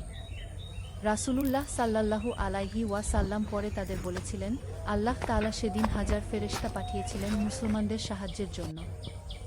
আব্দুল্লাহ বুঝতে পারলেন আজকের এই জয় শুধু তাদের সাহসের ফল নয়, আল্লাহর বিশেষ রহমতের ফল। সুবহানাল্লাহ! তিনি মনে মনে বললেন, আল্লাহ কত মহান গু। সপ্তম অধ্যায়। জয়ের সুবহে সাদিক। সূর্য যখন পশ্চিমে হেলে পড়ছে তখন বদরের যুদ্ধ শেষ হয়ে গেছে। মুসলমানদের বিজয় হয়েছে। ৭০ জন কাফির নিহত হয়েছে, ৭০ জন বন্দী হয়েছে। মুসলমানদের মধ্যে শহীদ হয়েছেন ৪ জন। রাসূলুল্লাহ সাল্লাল্লাহু আলাইহি ওয়াসাল্লাম সেজদায় পড়ে আল্লাহর শুকরিয়া আদায় করলেন। আলহামদুলিল্লাহি রাব্বিল আলামিন। তার কণ্ঠে ছিল কৃতজ্ঞতা। আব্দুল্লাহ দেখলেন রাসূলুল্লাহ সাল্লাল্লাহু আলাইহি ওয়াসাল্লামের চোখে খুশির অশ্রু, কিন্তু সেই সাথে দুঃখ, কারণ অনেক মানুষ মারা গেছে। ইয়া রাসূলুল্লাহ, আব্দুল্লাহ জিজ্ঞাসা করলেন, এখন আমরা কি করব? এখন আমরা আল্লাহর শুকরিয়া আদায় করব, রাসূল সাল্লাল্লাহু আলাইহি ওয়াসাল্লাম উত্তর দিলেন, এবং বন্দীদের সাথে ভালো ব্যবহার করব। ইসলাম শত্রুর সাথেও ন্যায় বিচার করতে শেখায় গু। অষ্টম অধ্যায়। শিক্ষা ও নসিহত। রাতের বেলা ক্যাম্পে বসে সাহাবীরা আজকের ঘটনা নিয়ে আলোচনা করছিলেন। আবু বকর রাদিয়াল্লাহু আনহু বললেন, আজ আমরা দেখলাম আল্লাহর সাহায্য কিভাবে আসে গি। উমর রাদিয়াল্লাহু আনহু বললেন, সত্যি বলতে কি, আমি প্রথমে ভয় পেয়েছিলাম। তারা আমাদের চেয়ে 3 গুণ বেশি গু। আলী রাদিয়াল্লাহু আনহু বললেন, কিন্তু আমাদের ঈমান ছিল তাদের চেয়ে 1000 গুণ বেশি গু। রাসূলুল্লাহ সাল্লাল্লাহু আলাইহি ওয়াসাল্লাম তাদের দিকে তাকিয়ে বললেন, আমার প্রিয় সাহাবীগণ, আজকের জয় তোমাদের সাহসের জন্য নয়। এটি আল্লাহর রহমত। তোমরা বিনয়ী থাকো এবং আল্লাহর কৃতজ্ঞতা আদায় করো। যুদ্ধ শুধু তলোয়ারের জোরে জেতা যায় না। যুদ্ধ জেতা যায় আল্লাহর উপর ভরসা, ধৈর্য আর একতার মাধ্যমে। আর সবচেয়ে বড় কথা, আমরা যুদ্ধ করেছি আল্লাহর দ্বীন প্রতিষ্ঠার জন্য, ব্যক্তিগত প্রতিহিংসার জন্য নয়। নবম অধ্যায়, ক্ষমা ও মানবিকতা। পরের দিন সকালে বন্দীদের বিষয় নিয়ে আলোচনা হলো। কিছু সাহাবী বললেন, এদের মৃত্যুদণ্ড দেওয়া উচিত। আবার কেউ কেউ বললেন, এদের মুক্তিপণের বিনিময়ে ছেড়ে দেওয়া যেতে পারে। রাসূলুল্লাহ সাল্লাল্লাহু আলাইহি ওয়াসাল্লাম চিন্তা করলেন। তারপর বললেন, যারা লিখতে জানে তারা 10 জন মুসলমান শিশুকে লেখাপড়া শেখালে মুক্তি পাবে। বাকিরা মুক্তিপণ দিয়ে যেতে পারে। এই সিদ্ধান্ত শুনে আব্দুল্লাহ মুগ্ধ হলেন। কত মানবিক আর দূরদর্শী এই সিদ্ধান্ত! শত্রুদের থেকেও শিক্ষার ব্যবস্থা করা। সুবহানাল্লাহ, তিনি মনে মনে বললেন, ইসলাম কত সুন্দর। 10ম অধ্যায়, মদিনায় ফেরা। বদর থেকে মদিনায় ফেরার পথে পুরো কাফেলা আনন্দে মুখর। কিন্তু রাসূলুল্লাহ সাল্লাল্লাহু আলাইহি ওয়াসাল্লাম বারবার সাহাবীদের বলছিলেন বিনয়ী থাকতে। গর্ব করো না, তিনি বললেন, এটি আল্লাহর দান। তিনি চাইলে যে কোনো মুহূর্তে আমাদের পরাজিত করতে পারতেন। আব্দুল্লাহ এই কথা গভীরভাবে মনে রাখলেন। জীবনের সব ক্ষেত্রে এই শিক্ষা প্রয়োজন। পথিমধ্যে তারা দোয়া করলেন শহীদদের জন্য। বিশেষভাবে স্মরণ করলেন উবাইদা ইবনুল হারিস রাদিয়াল্লাহু আনহুকে, যিনি দ্বন্দ্বযুদ্ধে আহত হয়ে পরে ইন্তেকাল করেছিলেন। আমাদের ভাইয়েরা জান্নাতে, উমাইর বললেন, তারা আমাদের চেয়ে ভাগ্যবান। একাদশ অধ্যায়, নতুন সূর্যোদয়। মদিনায় পৌঁছে দেখা গেল পুরো শহর সেজে উঠেছে। নারী পুরুষ শিশু সবাই রাস্তায় এসে জমায়েত হয়েছে। আশহাদু আল্লা ইলাহা ইল্লাল্লাহু ওয়াশহাদু আন্না মুহাম্মাদান রাসূলুল্লাহ। সবার মুখে কালিমার ধ্বনি। কিন্তু রাসূলুল্লাহ সাল্লাল্লাহু আলাইহি ওয়াসাল্লাম সবার আগে মসজিদে গিয়ে 2 রাকাত নফল নামাজ পড়লেন। আল্লাহর শুকরিয়া আদায় করলেন। আব্দুল্লাহ দেখলেন, জয়ের পরেও রাসূলের সাল্লাল্লাহু আলাইহি ওয়াসাল্লাম মধ্যে কোনো অহংকার নেই। আছে শুধু আল্লাহর কাছে কৃতজ্ঞতা। দ্বাদশ অধ্যায়, জীবনের পাঠ। সন্ধ্যার দিকে আব্দুল্লাহ তার মায়ের কাছে গেলেন। মা তাকে দেখে কাঁদতে শুরু করলেন। মা কেন কাঁদছেন, তিনি জিজ্ঞাসা করলেন। খুশির কান্না বেটা, মা বললেন, আল্লাহ তোমাকে ফিরিয়ে এনেছেন। আর তুমি আল্লাহর পথে লড়াই করেছ। মা, আব্দুল্লাহ বললেন, আজ আমি যা দেখেছি তা বর্ণনা করে শেষ করতে পারব না। আল্লাহর সাহায্য কিভাবে আসে, ফেরেশতারা কিভাবে যুদ্ধ করেন, একজন সত্যিকার নেতা কেমন হন, সব কিছু শিখেছি। মা তার মাথায় হাত রেখে দোয়া করলেন, আল্লাহ তোমাকে হেদায়েতের উপর রাখুন। ত্রয়োদশ অধ্যায়, ভবিষ্যতের স্বপ্ন। রাতে আব্দুল্লাহ ছাদে বসে তারার দিকে তাকিয়ে ভাবছিলেন, আজকের বিজয়ের মানে কি? এর মানে হলো, ইসলাম এখন প্রতিষ্ঠিত হবে। সত্যের জয় হবে মিথ্যার উপর। আল্লাহর দিন ছড়িয়ে পড়বে পৃথিবীর সর্বত্র। কিন্তু তিনি মনে মনে বললেন, এই দায়িত্ব কিন্তু আমাদের উপরে। আমাদের চরিত্র, আমাদের আচার আচরণ দিয়ে মানুষের কাছে ইসলামের সৌন্দর্য তুলে ধরতে হবে। বদরের যুদ্ধ শুধু একটি যুদ্ধ ছিল না, এটা ছিল ন্যায় ও অন্যায়ের সংঘাত।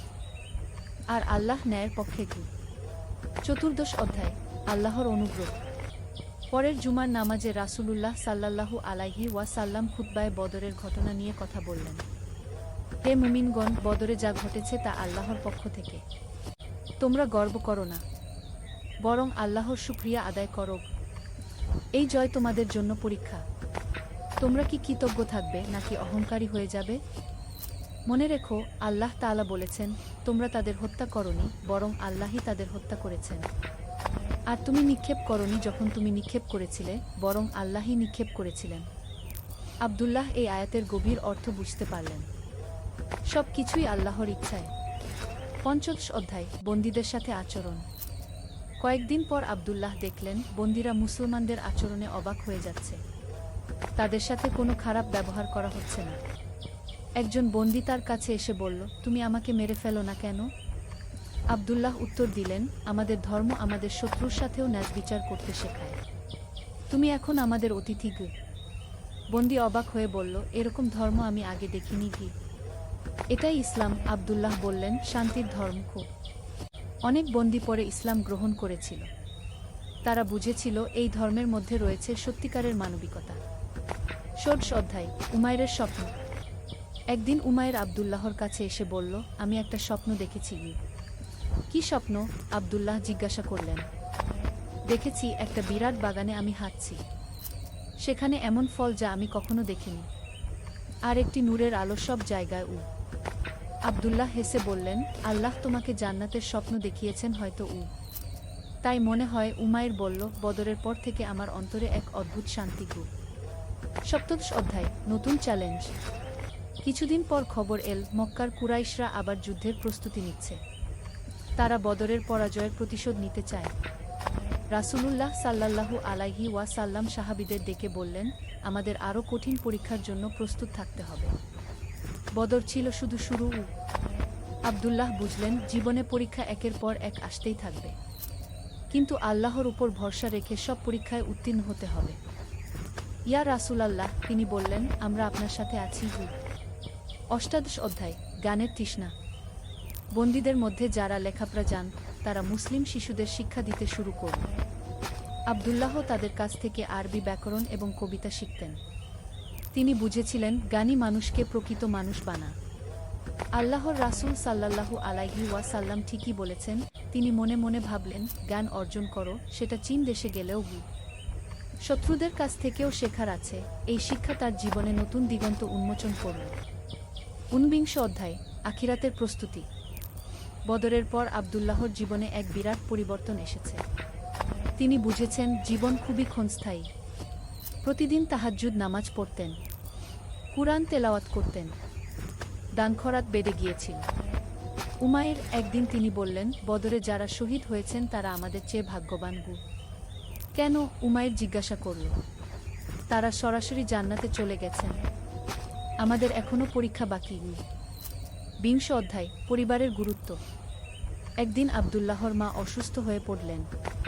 তিনি সব কাজ ছেড়ে দিয়ে মায়ের সেবায় মনোযোগ দিলেন। বেটা, মা বললেন, তুমি আমার জন্য এত কিছু করছো কেন? তোমার তো গুরুত্বপূর্ণ কাজ আছে। মা, আব্দুল্লাহ বললেন, রাসূলুল্লাহ সাল্লাল্লাহু আলাইহি ওয়াসাল্লাম বলেছেন, জান্নাত মায়ের পায়ের নিচে। আপনার সেবার চেয়ে বড় কোনো ইবাদত নেই। মা কেঁদে ফেললেন। আল্লাহ তোমাকে ভালো রাখুন। 21তম অধ্যায়, সমাজসেবা। বদরের জয়ের পর মদিনায় অনেক নতুন মানুষ ইসলাম গ্রহণ করতে লাগল। তাদের থাকা খাওয়ার ব্যবস্থা করা দরকার। আব্দুল্লাহ এবং উমাইর মিলে নতুন মুসলিমদের সাহায্যে এগিয়ে এলেন। তারা নিজেদের বাড়িতে জায়গা দিলেন। ভাই আব্দুল্লাহ, একজন নতুন মুসলিম বলল, আপনারা আমাদের সাথে এত ভালো আচরণ করেন কেন? আমরা সবাই এক আল্লাহর বান্দা। আব্দুল্লাহ উত্তর দিলেন, তোমার কষ্ট মানেই আমার কষ্ট। 22তম অধ্যায়, তাওবার গুরুত্ব। একদিন রাসূলুল্লাহ সাল্লাল্লাহু আলাইহি ওয়াসাল্লাম বললেন, তোমরা কি মনে করো বদরের বিজয়ের পর তোমাদের আর কোনো গুনাহ নেই? সবাই চুপ হয়ে গেলেন। না, তিনি বললেন, প্রতিদিন তাওবা করতে থাকো। আমি দিনে 100 বারের বেশি তাওবা করি। আব্দুল্লাহ বুঝলেন, জয়ের পরেও বিনয়ী থাকতে হয়, আল্লাহর কাছে ক্ষমা চাইতে হয়। 23তম অধ্যায়, ভবিষ্যৎ প্রজন্ম। আব্দুল্লাহ প্রায় ভাবতেন, আমাদের পরের প্রজন্মকে কি শেখাব?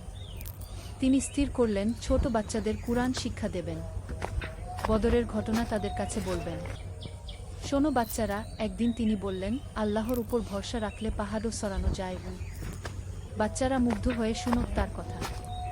24তম অধ্যায়, ইউনিটির শক্তি। বদরের সবচেয়ে বড় শিক্ষা ছিল একটা। মুহাজির আর আনসাররা একসাথে লড়াই করেছিলেন। দেখো উমাইর, আব্দুল্লাহ বললেন, আমরা যদি ঐক্যবদ্ধ না থাকতাম কখনোই জিততে পারতাম না। ঠিক বলেছ, উমাইর সম্মতি জানালেন। মুসলিম উম্মাহর শক্তি এই ঐক্যের মধ্যেই। এই শিক্ষা তারা জীবনে প্রয়োগ করার চেষ্টা করতেন।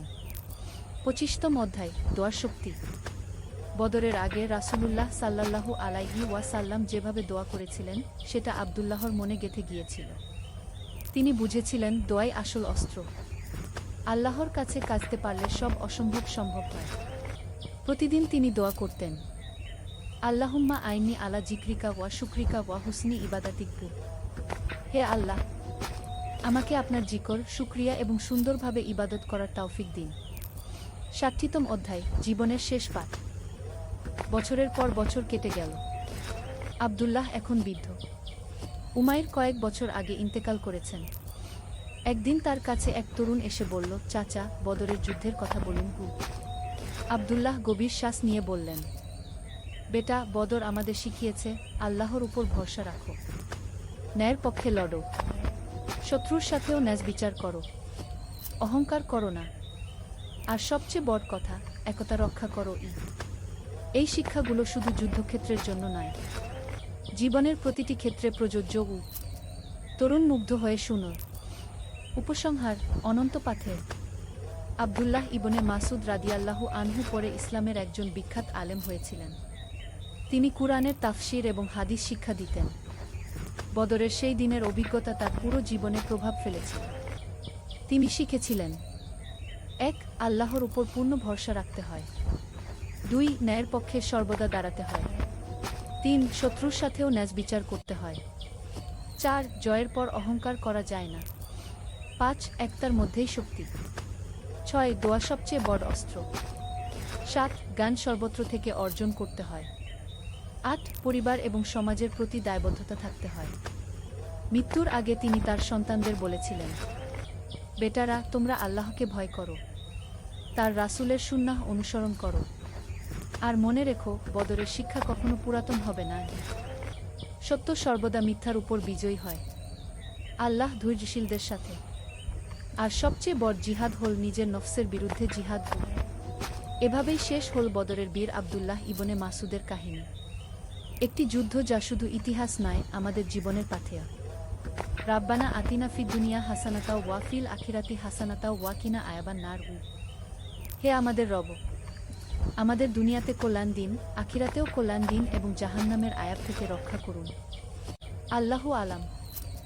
এই কাহিনী একটি কাল্পনিক চরিত্রের মাধ্যমে বদর যুদ্ধের ঐতিহাসিক ঘটনা এবং এর শিক্ষাসমূহ তুলে ধরার একটি প্রয়াস। আল্লাহ সুবহানাহু ওয়া তাআলা আমাদের সকলকে সঠিক পথে রাখুন। আমিন।